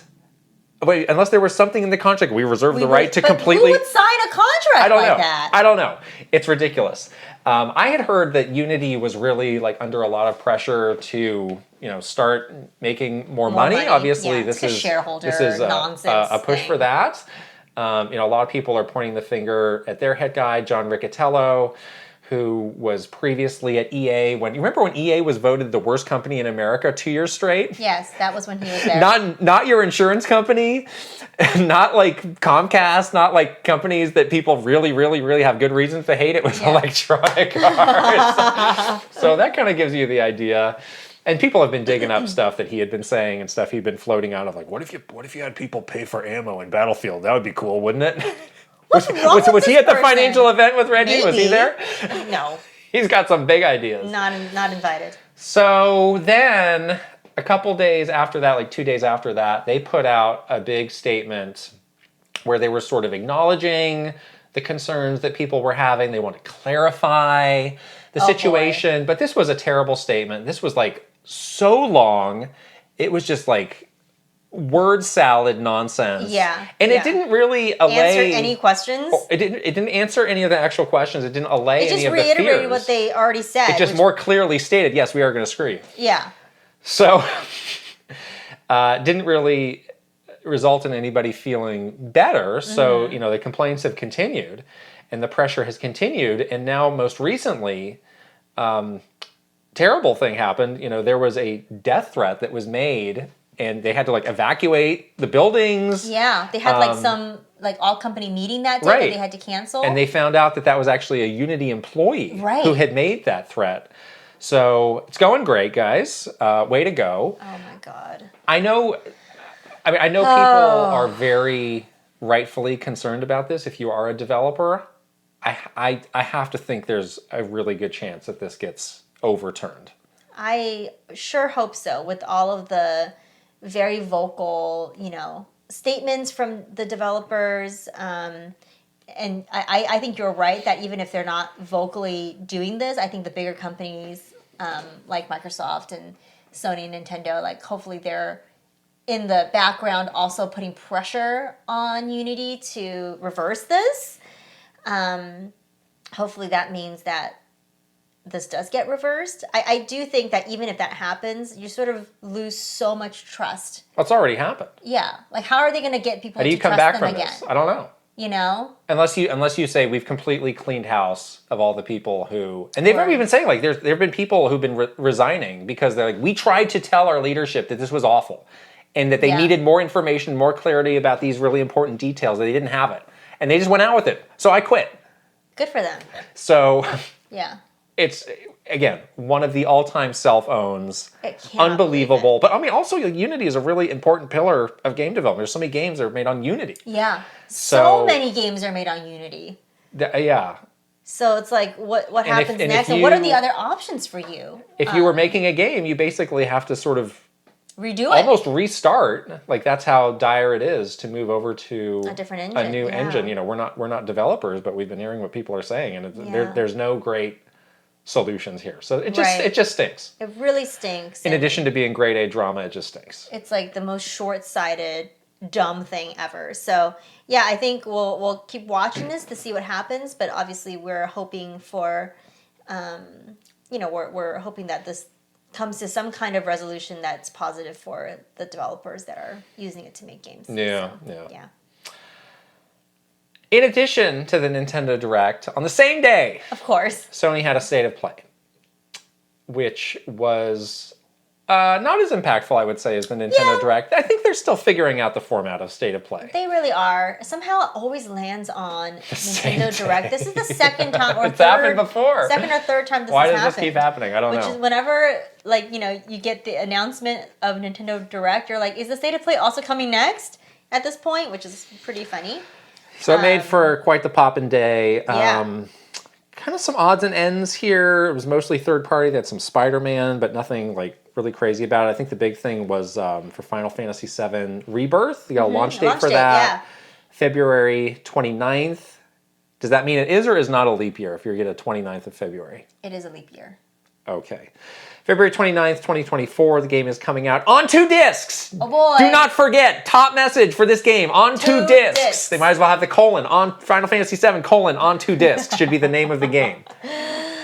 Oh. So there was a big trailer on that. You are our resident Final Fantasy VII expert. Please give us your analysis of this trailer, because I watched it and saw a lot of things that I was like, what the heck is this? What do you mean? Just give me your breakdown of this trailer. Well, it's a continuation of what you played already. Okay, let me ask a more specific question. How much of it was stuff that you immediately recognized of like, oh yeah, that's from the game, and how much of it was different? A lot of it was different, honestly. Because that's a big question I have about this. Yeah, a lot of it was different. Yeah. So I do wonder if they're taking a lot more departures from the original game and changing up like some very key story moments. I mean, the characters are still obviously there, you know, but it does feel a little bit different. So I really liked the first one, but the way the game ended, well, it's always supposed to be part 1 and 2. Very I don't. I was like, I don't know if I can keep track of where this story is going from now. Well, it started as a fairly grounded story that I had an okay time following along with, and it's like we're going to crazy town with it's with not part really. 2. Okay. You still get, your villain and your heroes, and I mean, it's not that All right. hard to follow. All right. I mean, I would love to keep playing it if it's not complete nonsense. I think you should. I mean, the footage they showed looked cool. I mean, It this looks super fun. cool. Yeah. Like, so good. I'm so excited. I want to see what they do with the story. I hope they take a lot of liberties because I think they are. the original story obviously had the big thing. And the way that one ended is not the same way that segment of the original game ended, right? Right. Right. So it's a Yeah. little bit different. Yeah. So Okay. I hope that they kind of continue down that path of like just, rethinking that. Yeah. But Yeah. but keep the core, of the characters we love and their motivations and all that stuff. Right. But yeah, I'm happy to see them like do more than just like a straight up port of the game and story, Yeah. Yeah. Yeah. I have a big question for you. Uh-oh. This game was first announced at Summer Game Fest in June. Okay. Why did they have to do that and not just make this the game announcement? Why did they do that 2 weeks before Final Fantasy 16 came out? A game that is now being blamed for costing Square Enix $2 billion? Yeah. And people are freaking out like, oh, it's not selling, it's not selling. Yeah. Why did you announce the next big thing that has all the mechanics and characters that people actually love 2 weeks before the new thing? Whose big idea was this? Uh-oh. I'm mad about this. Why would you do it? Cannibalized your own game. That's so unfortunate. Because There have Final been some Fantasy 16 was a great game and it was so much fun, but I do think that Final Fantasy 7 is a distraction It's to more Final- of what this is more the Final Fantasy that people want than Right. 16 was. It was a huge distraction. There's these reports now like, oh, it's Square Enix, these producers are just sort of kings of their little fiefdoms and whatever they say goes. And like, I wonder, is there anybody who could raise this from these like godly producers at Are you Square Enix serious? to be like, hey, maybe don't do that. Maybe don't announce your game 2 weeks before the other big game in the same series. You can't tell them that? Like, I don't know. have a business discussion with them about like what's There's best definitely, for your like at game? Nintendo, there's definitely somebody who'd be like, you're not doing that. Yeah. You cannot do that. But I Right. don't know. Like, are things so out of whack there where it's like, oh my god, I can't Let's- even voice this to this person, or this person is so. But then you lost $2 billion. So The CEO doesn't know, can he voice it? Someone tell him? but he may not. I mean, who knows? He may be so disconnected. He may not have a clue. I don't know. That's terrible. I mean, it's baffling to me. I don't know why what have they been doing since from June Nothing. till now? Absolutely nothing. nothing. So announce it in this. Then you have 3 months for Final Fantasy 16 to do its thing. yeah. And it's like, all right, now we're moving on to this new thing. The game didn't Right. come out until February. It's a lot of time. You got so much Why would you do time. that? It's a weird announcement strategy for sure. And why the 2 discs thing? I seem to be the only person who's worked up over this, but why? Well, I have it all digital, so who cares? You have a limited amount of space and time to talk about the cool things of your game. I know. When 2 discs is the first thing that you have to say about it, that doesn't bode well. They don't really What does that just even mean? What does that mean? There's a lot of game it's on gonna there. It's going to be big. It's going to be big. Is Elden Ring was on 1 disc? That's a lot of game. We got Tears of the Kingdom It on, feels like such an antiquated on a little way. Tic Tac that I stick into my Switch. Who cares? It's not even 2 of those. I feel like it's one of those things where like it's almost like antiquated, old It abso- school. The way That's that the they're whole feeling I get from Square Enix. Like, it's not 2011 anymore. We got to move beyond this. know. Oh, it's on 2 discs. Yeah, it does feel like that, where it's like, oh, like we're still stuck in sort of the way past where this meant like you had a big game or you had like a game Right. that's like really like, like I don't know, like it's so like futuristic and the graphics are so good and we need 2 discs to run it. Like, okay. It's like, can you not compress it to fit on 1? Then you're people like you who are digital only. It's like, Okay. well, I got to delete a lot of stuff, I guess, to make it fit. That's true. kind of annoying. I delete a lot Or of I have stuff. to, or people like, oh, I've got my internet cap is gonna nail me for this because it's so much internet to cap. download. It's like that's something that people have. So it's just a pointless, useless statement. It is. Instead of actually telling somebody what's cool your about this. game. Yeah. I guess people know what's Cloud cool about it. returns. That's generic, but start with that. I don't know. Sephiroth. I don't know anything about this game, so I can't say. You guys see, we want to see more Sephiroth. Our good friend from Nintendo's agency recently moved over there. He's working on this game. It's his problem now. I'm so proud of him. Fix this. I'm so proud. Like, he's truly deserves to work on like something else that he loves because he's so passionate about games. Yeah. So I'm excited for him. But yeah, it does feel like an uphill battle a bit. I mean, this game will be fine because people already love this game. People want this. And want this, and they're excited about it. But yes, there are some weird just things that we can't explain about. Like the way it was announced and the stuff that they're focusing on to talk about is okay. The other thing is this is also a PlayStation exclusive. Yes. And I think people are starting to really needle square of like, what is the benefit of these exclusives I know, now? especially when they have no money. Those were great in 2011. Yeah. Those were a big deal. People loved exclusives back Right. then. Not so much now. Yeah, exactly. I mean, could be a way to recoup some of that money. Apparently the original is coming to the Switch too, so look forward to that. Yeah, we'll see. Also, Resident Evil 4 downloadable content. Great. Yes. Right as I recently uninstalled that game to make room for Baldur's Gate, so oops. You did? Yes, Oh, I did not. I did. I reinstalled something else. I did. I can't remember what it was, but I reinstalled that.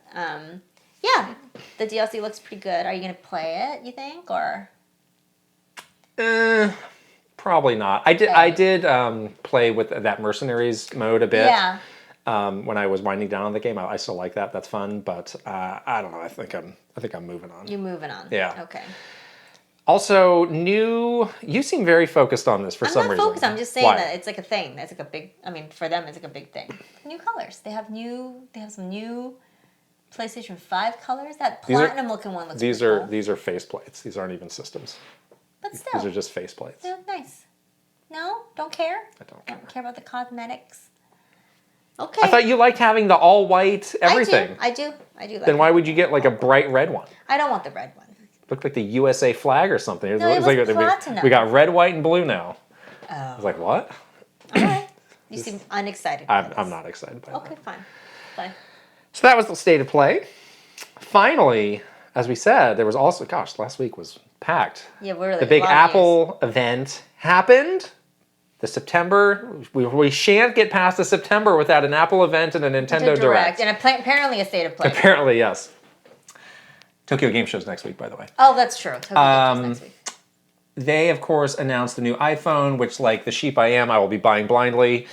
They also talked about, they had this kind of big push, big segment about games, and not just like the, quote, smaller mobile games. But like huge these games. are big, like console type experiences coming. So they announced Resident Evil Village, Resident Evil 4 Remake, Death Stranding, and then the new Assassin's Creed Mirage is also going to be coming. Will you be playing the new Assassin's Creed on your iPhone? Probably not, but it's cool. I do play games on my iPhone. I do like Apple Arcade. They have some solid. You games. like Pocky Jockey. I like Pocky to be Jockey. clear. I do. Really You have a one-track mind. A one-horse track mind. I do. I like Pocky Jockey. But Apple Arcade works very well. I did try Diablo on my phone, and I didn't mind Diablo it. Immortal. Yes. You were the one and only fan of that game, I think. I think so. But I don't think I can play Assassin's Creed on my phone. What do you think? Yeah, I thought this was interesting. I mean, it's like, well, I guess technically these phones are so powerful, you can do it, but I just don't know who is doing that. Yeah. And also, like, people are so freaked out about paying money for things on a phone. Like, is Assassin's Creed Mirage going to be priced at $70 on the App Store? I can't imagine that. That's people just laugh. crazy. They'll just laugh at that. They might do it in like chunks, or it's like play the first one for free. The first chapter? Right, get to play the first bit for free, and then once you get to past the tutorial, you get hit with the big like, "Hey, drop the $70 now." Oh my gosh! Oof. Yeah, I mean, there's a lot of ways that they can get sneaky with that and still have it listed as free. Get, as they say, just get. Just get it. I don't know. Yeah, I don't know what the market for this actually is. People in Asia do play a lot more mobile games than we do. Maybe Yeah. it's for that. Yeah. Maybe. I don't know. Yeah, if you're in a market where, consoles are either like crazy more expensive and you already have an iPhone. Yeah. Maybe. Yeah. I don't know. Yeah. And people are always like, oh, well, now Apple's finally making the big push into gaming, but it's never happened, and I don't think this indicates that. This did just give me some flashbacks to like 2011 when it was like, oh, consoles are doomed. That's it, yeah. Everything is just going to be on your iPhone. We should just it's give all up that now, matters. burn this place down. Right, Yeah. and obviously that didn't happen that way, but Yeah. I did just get a little twinge of Like, here we go again. a throwback to that. Someone's going to have that conversation. But it seems like cooler heads are prevailing as the way people look at this. Yeah. That's the news. Whew. That was meaty. It's good to get a good rant off your chest. You really Especially when I can direct it at you. I'm not in control of this, but I'll listen Square to Enix employee number 1, listen to me. Talk to this guy. Square Enix apologist, listen to this. I'm sorry. It's not my fault. Our poor friend. Oh. He can fix it, right? He can fix it. He can fix it all. Absolutely. Perfect. Great. One disc. Agreed. One disc. One disc! He would go put it on one disc just for you. I actually had to put it on 3. It's too big. First question is from Phantom Cookie. Hi, Kit and Krysta. With Paper Mario: The Thousand-Year Door being announced in the Direct, a lot of people were very surprised due to how it might negatively affect the Super Mario RPG remake sales. Do you think Nintendo considered this possibility, and why do you think they decided to reveal Thousand-Year Door in despite of this? Also with Super Mario RPG and Thousand-Year Door being 2 of the most narrative-focused Mario games, do you think Nintendo is rethinking their approach on stories in Mario games, perhaps because of the Mario movie? This is exactly what we were just talking about with the Final Fantasies, and I did have this thought. Yeah. Which was, they had a very to-the-point trailer for Mario RPG in this Direct. I expected a lot more for a game that's coming out. It's the big game before Black Friday. And then they dropped this. I was a little miffed. Yeah, they dropped this. Explain that now. They also dropped this at the very end of the Direct, meaning that they knew it was going to be like the big super news. Hype, big news moment for people. Right. Yeah. I wonder if, I'm sure that, doing these remakes are pretty like cost effective for Nintendo. I wonder if they're just like, put them out. Like, we're not really sinking too much resources into this. We have to get, people continuing to stay interested and wanting to convert them to buying a Switch. The on the fencers that we were talking about, maybe this will get them in. This is like our last chance to talk to them before the holiday.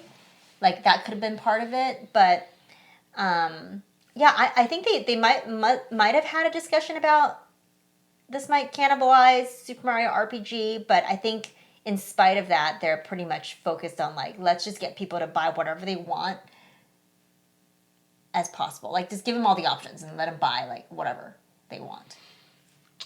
Yeah, it may mean that the expectations for Mario RPG are maybe lower than we initially thought for them to do something like this. And again, it is slotted in that very primo November timing, but we know Mario Wonder's the big holiday game for them. So maybe they're just like, throw away. It wasn't like make or break kind of game for us anyway. So let's give, let's indicate that there's something to look forward to and not worry about the impact. But with Mario RPG being my favorite of all these different Mario RPGs, I didn't love it. I didn't love it. With Thousand-Year Door being my favorite, I loved it. Move over, Mario. I'm just kidding. I'm not going to play this game. Take a seat, Mallow. I will play Frog. it and hopefully love it too. And I'll love both. But yeah, I think that they don't have like so much stake in any of these because it's probably not like that resource intensive for them to do it. So they're like, whatever, it's fine. We got plenty of these. Put it out. Narratives in Mario games. Are they rethinking the approach? We're definitely seeing some shift in that, I think. Not even just with narrative-driven games, but we talk so much about the expressiveness of Mario in Mario Wonder. And I do think that is because of the movie. And the Charles Martinet shakeup also. Exactly. The Charles Martinet shakeup. Follow the money. Gotta follow follow the money. Follow those gold Mario coins. They'll lead you to the truth. But yeah, I think, going and focusing on games that have strong narrative focuses, really like putting a big emphasis on character expressions, and even that Princess Peach game that's coming out, that's more about Peach's character, more focused on that, because the movie was such a great way to like reintroduce that character. Yeah, I think they're 100% capitalizing as much as possible off of the billion-dollar movie. There's something to that. Yeah, for sure. Prada Jake is next. Is there any chance we get a Super Mario Wonder style added to Super Mario Maker 2? Whoa! There was that infamous blank slot next to the Super Mario 3D World style that never got filled. Also, what are your thoughts on why Nintendo dropped support for Mario Maker 2 relatively early in the console life cycle? Thanks. I don't think a lot of people are playing Super Mario Maker 2. I think the world, including Nintendo, has moved on from Mario Maker 2. Yeah, I think we're not going to be supporting that at all. And I think, they dropped support because there just wasn't that audience there anymore. Like we were talking about with like the 99 stuff, it just all comes down to like, if people are playing this, then we're happy to keep, supporting it, giving it resources. But if not, then we're not gonna. They just messed up with that game. The online messed this game up. They just messed it up. Yeah. And that's the sad truth. And it took, what could have been an amazing game and a really long-term, long-lived game and made it something that just came and went in like a month, which was, frankly, a bummer to me. It's really Huge too bad. Bummer. Because Mario Maker 1 was what a phenomenon. What an incredible, just way of interacting with a Mario game that we never thought we could ever do. It's just too bad that they could not follow it up with this one. Riven asks, what is your most ambitious fever dream for a Peach transformation in Showtime? I want Circus Ringleader Peach. Oh, tell me more. And she could control the animals. Clown Peach? No. Mime Peach? No. like the ringleader. No. With a whip? Like the Greatest Showman. P.T. Barnum? What do you mean? Yeah, like P.T. Barnum. That's in bad taste these days. It is not. She can control the animals. She can abuse animals? She's not abusing blah, blah, blah, blah, blah. It'll be fun. She can get the seals to sing the little song. This is not what I expected you to say. She can get an elephant. She can get an elephant Mario more elephants. To step on someone. If it's an elephant Mario, then that could be funny. That could be funny. She can control the elephant Mario. That'd be fun. P.T. Barnum Peach. Okay. What do you want? I want a Bowser transformation, and I want her to turn Bowser's business back on him. Shoot him with the fire. Oh, I thought you were going to say something else. No. Like Bowsette. No. I thought you wanted her to be sexy. She might become Bowsette when that happens, but wouldn't that be fun? If Peach could get a Bowser transformation? And she could do all the Bowser stuff, and then it's like the final boss. It's like, finally, show Bowser what's up. She can put him in a tiny cage. Exactly. Wouldn't that be fun? That'd be fun. And then they could also do, this is, not going to happen, but you could do, other kind of, Nintendo, Beyond Mario characters. Like a you do, Zelda Peach? do a a Link or a Zelda one, or, a Star Fox one or something. Way. That would be fun. A Star Fox. That would be fun fan service. The internet is going to have that one might be beyond fan service, but... it's fun doing. What if she transforms into a Yoshi? That's fun too. It's like a blonde Yoshi. Blonde Yoshi. With a little crown. That'd be cute. That's fun. These are fun ideas. That'd be cute. But the Bowser one, a pink Yoshi with a I really would blonde like. hair. I really am interested in that one. But yes, I'm glad that she has many options. Yeah.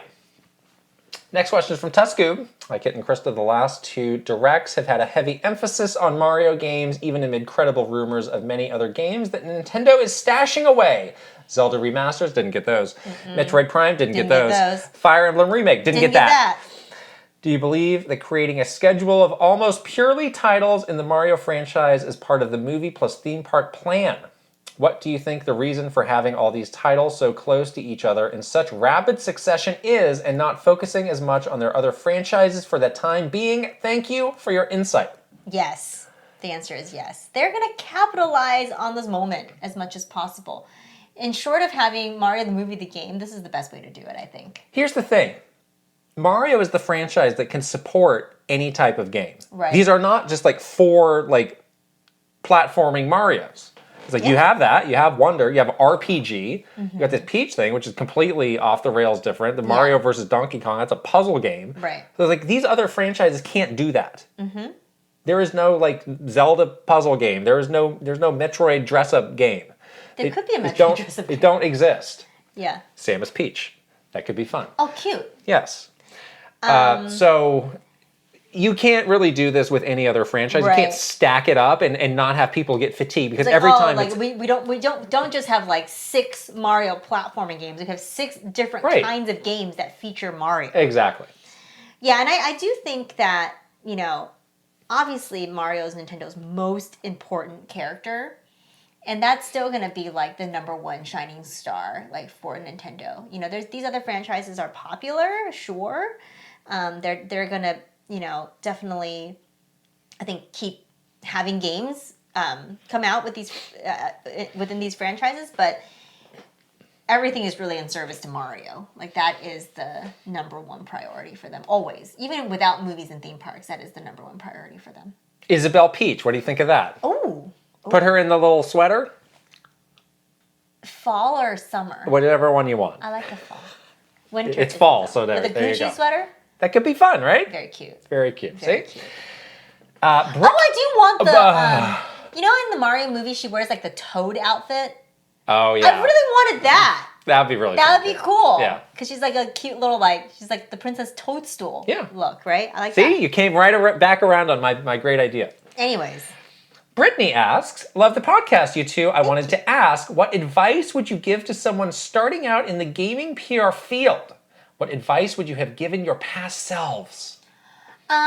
Starting out in gaming PR, I think the gaming industry is really small. So I would say the biggest piece of advice is to start to build your own relationships with other people in gaming PR, whether not just media and creators, but also other PR people working at different companies. Just learn from them and start to, build your network because like I said before, the industry is so small that you're probably going to be working with these people for a long time. So it's good to just kind of start to build those connections, and you can really learn a lot from people. There's a lot of people that have a lot of longevity in the industry as well that can give you really good advice. And you can go to them, hopefully once you've established a relationship. If you need help with something, I feel like this industry is very open to that. So that is what I would say. I didn't do this early enough in my career, I don't think. I think I did it a little bit later in my career. I wish I had done it earlier. Like last week? No, not last week. But, Nintendo was very reliant on their PR agency. So this is my point. I think the best place to start if you want to get into gaming PR is at an agency. Because it may be, you may say oh, well, I really want to work for Nintendo or I want to work for Sega or whatever company you like the best. But I think that is the best place to get a lot of experience. You'll be working with different companies. You'll see what that's like and kind of what different companies want to accomplish and kind of how they operate. And you will absolutely, roll up your sleeves and get right into doing the work. Yeah. Which is really important for later on in your career when you are hopefully managing people and helping them to do their work. You will know what that was like. Yeah. And if you're at a company that works with an agency, you will understand what that dynamic is like a little bit better, and you will have some sympathy for those poor souls who you are working within an inch of their lives. They are, and they don't get any credit. Yeah. They don't get any credit, and it's really and the reliance on the agency at Nintendo. Once I left, I always knew that it was a heavy reliance, but once I left, I was like, oh man, what is Nintendo ever gonna do without Nolan? I was like, oh my gosh, that is such a critical part of how they work. So yeah, if you can get experience doing the agency side, I think that's a huge advantage. And if you can't, I would say try to not rely too much on the agency and try to hone your own skills, because before you know it, you won't have the chance to do that anymore. Yeah, I was at the agency for probably the first 2.5 years of my career, and when I got to that point, I was really ready to go. I knew my true calling is not being in an agency, but that was super valuable experience that I still draw upon to this day. Yeah. Last question is from, I think this is Wisconsin Girl 50. I think that's what the WI means. Hopefully that's what it means. If not, let me know. With social media in a state of flux, how will Nintendo evaluate if or when to join some of the newer platforms like Threads or Blue Sky? With Nintendo already on Instagram, I thought maybe Threads would happen, but so far nothing. I would love to hear your thoughts and what the process is for making that decision. Is it a ton of work to manage posting, same or similar content on multiple platforms? Thanks. Well, the Threads stock has really tanked lately. Yeah.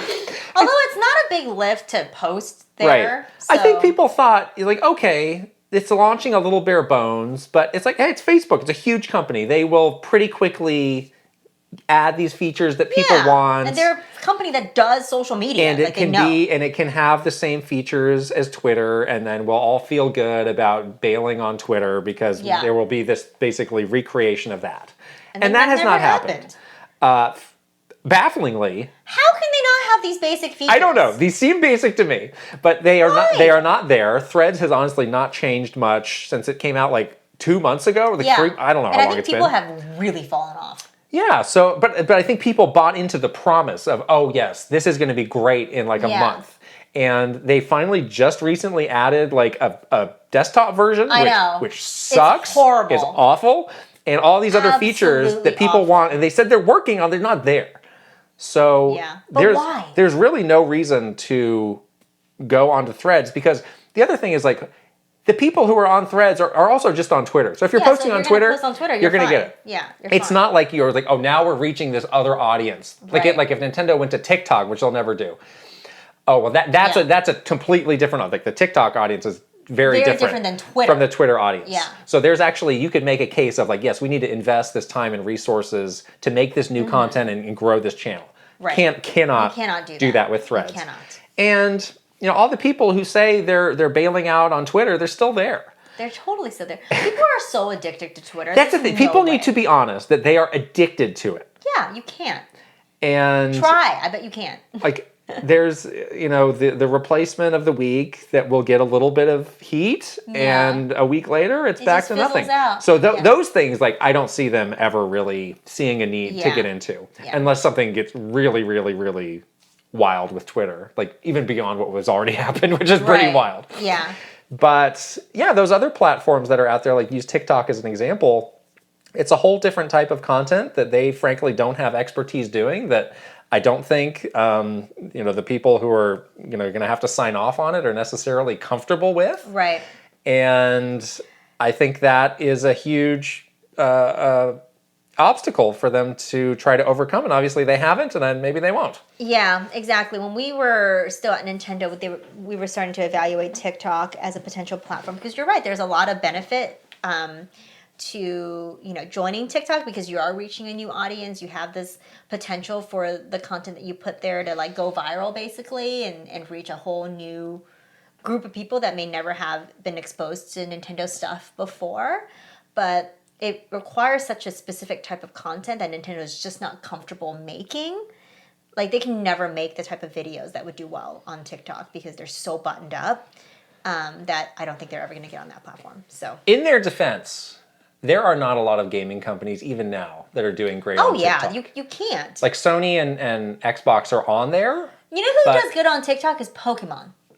They do pretty good. Pokemon does really well on a lot of TikTok. costume character dances. Yeah, but that is what works for them. And yeah. they have so many of more like lifestyle things, like the cafes and the stuff that they do in Japan, that content works really well. Well, you think Nintendo could recreate that, but no. They don't want to. They're too scared of like messing it up just a little bit.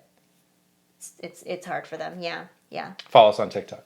We're on TikTok. We are on TikTok. We're not afraid. We're not afraid. No. Not at all. We're doing the dumbest stuff imaginable on there. The dumber, the better. That's our motto. Yes. It's fun. That is the questions. Each and every question we get is from our Patreon subscribers. So thanks to our Patreon subscribers for sending these questions. Yeah, great questions, of course, as usual. All right, should we shout out our beautiful superstars? Let's do it. Aaron Hash. Ben Eichhorn. MaruMayhem. Eigenverse. KissMyFlapjack. Mike Chin. Roy Eschke. Switching it up. _. Oh, Sephazon.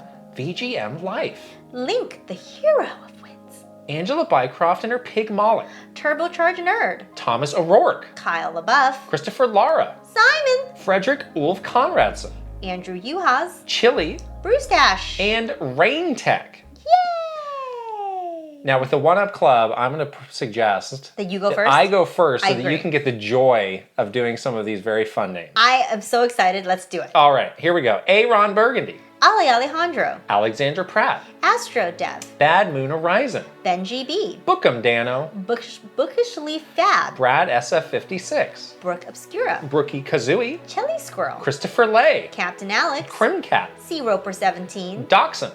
Doinko. Dolce. Dino Punch. Elite Peach. Sbarts 50. Fart Priest 69. Furbound. Fernie and Jess Forever. Fox Deploy. Garrett Hullfish. Garth the Wolf. Gartooth. G-Sun 101. Heroic. Iris Marin. Jay Rando. Jabroni Jones. Jeffrey Hernandez. Jerry Hernandez. You missed one. No, wait. Jerry 92602. Jesse Hernandez. They're not all Hernandezes. John Responte. Jonathan Rowe. Jordan Collette. Jordan Hemmerly. Joshua Clements. Juji Fruit. Just Camtro. Justin Lemminger. Kawa 2796. Keith Kwan.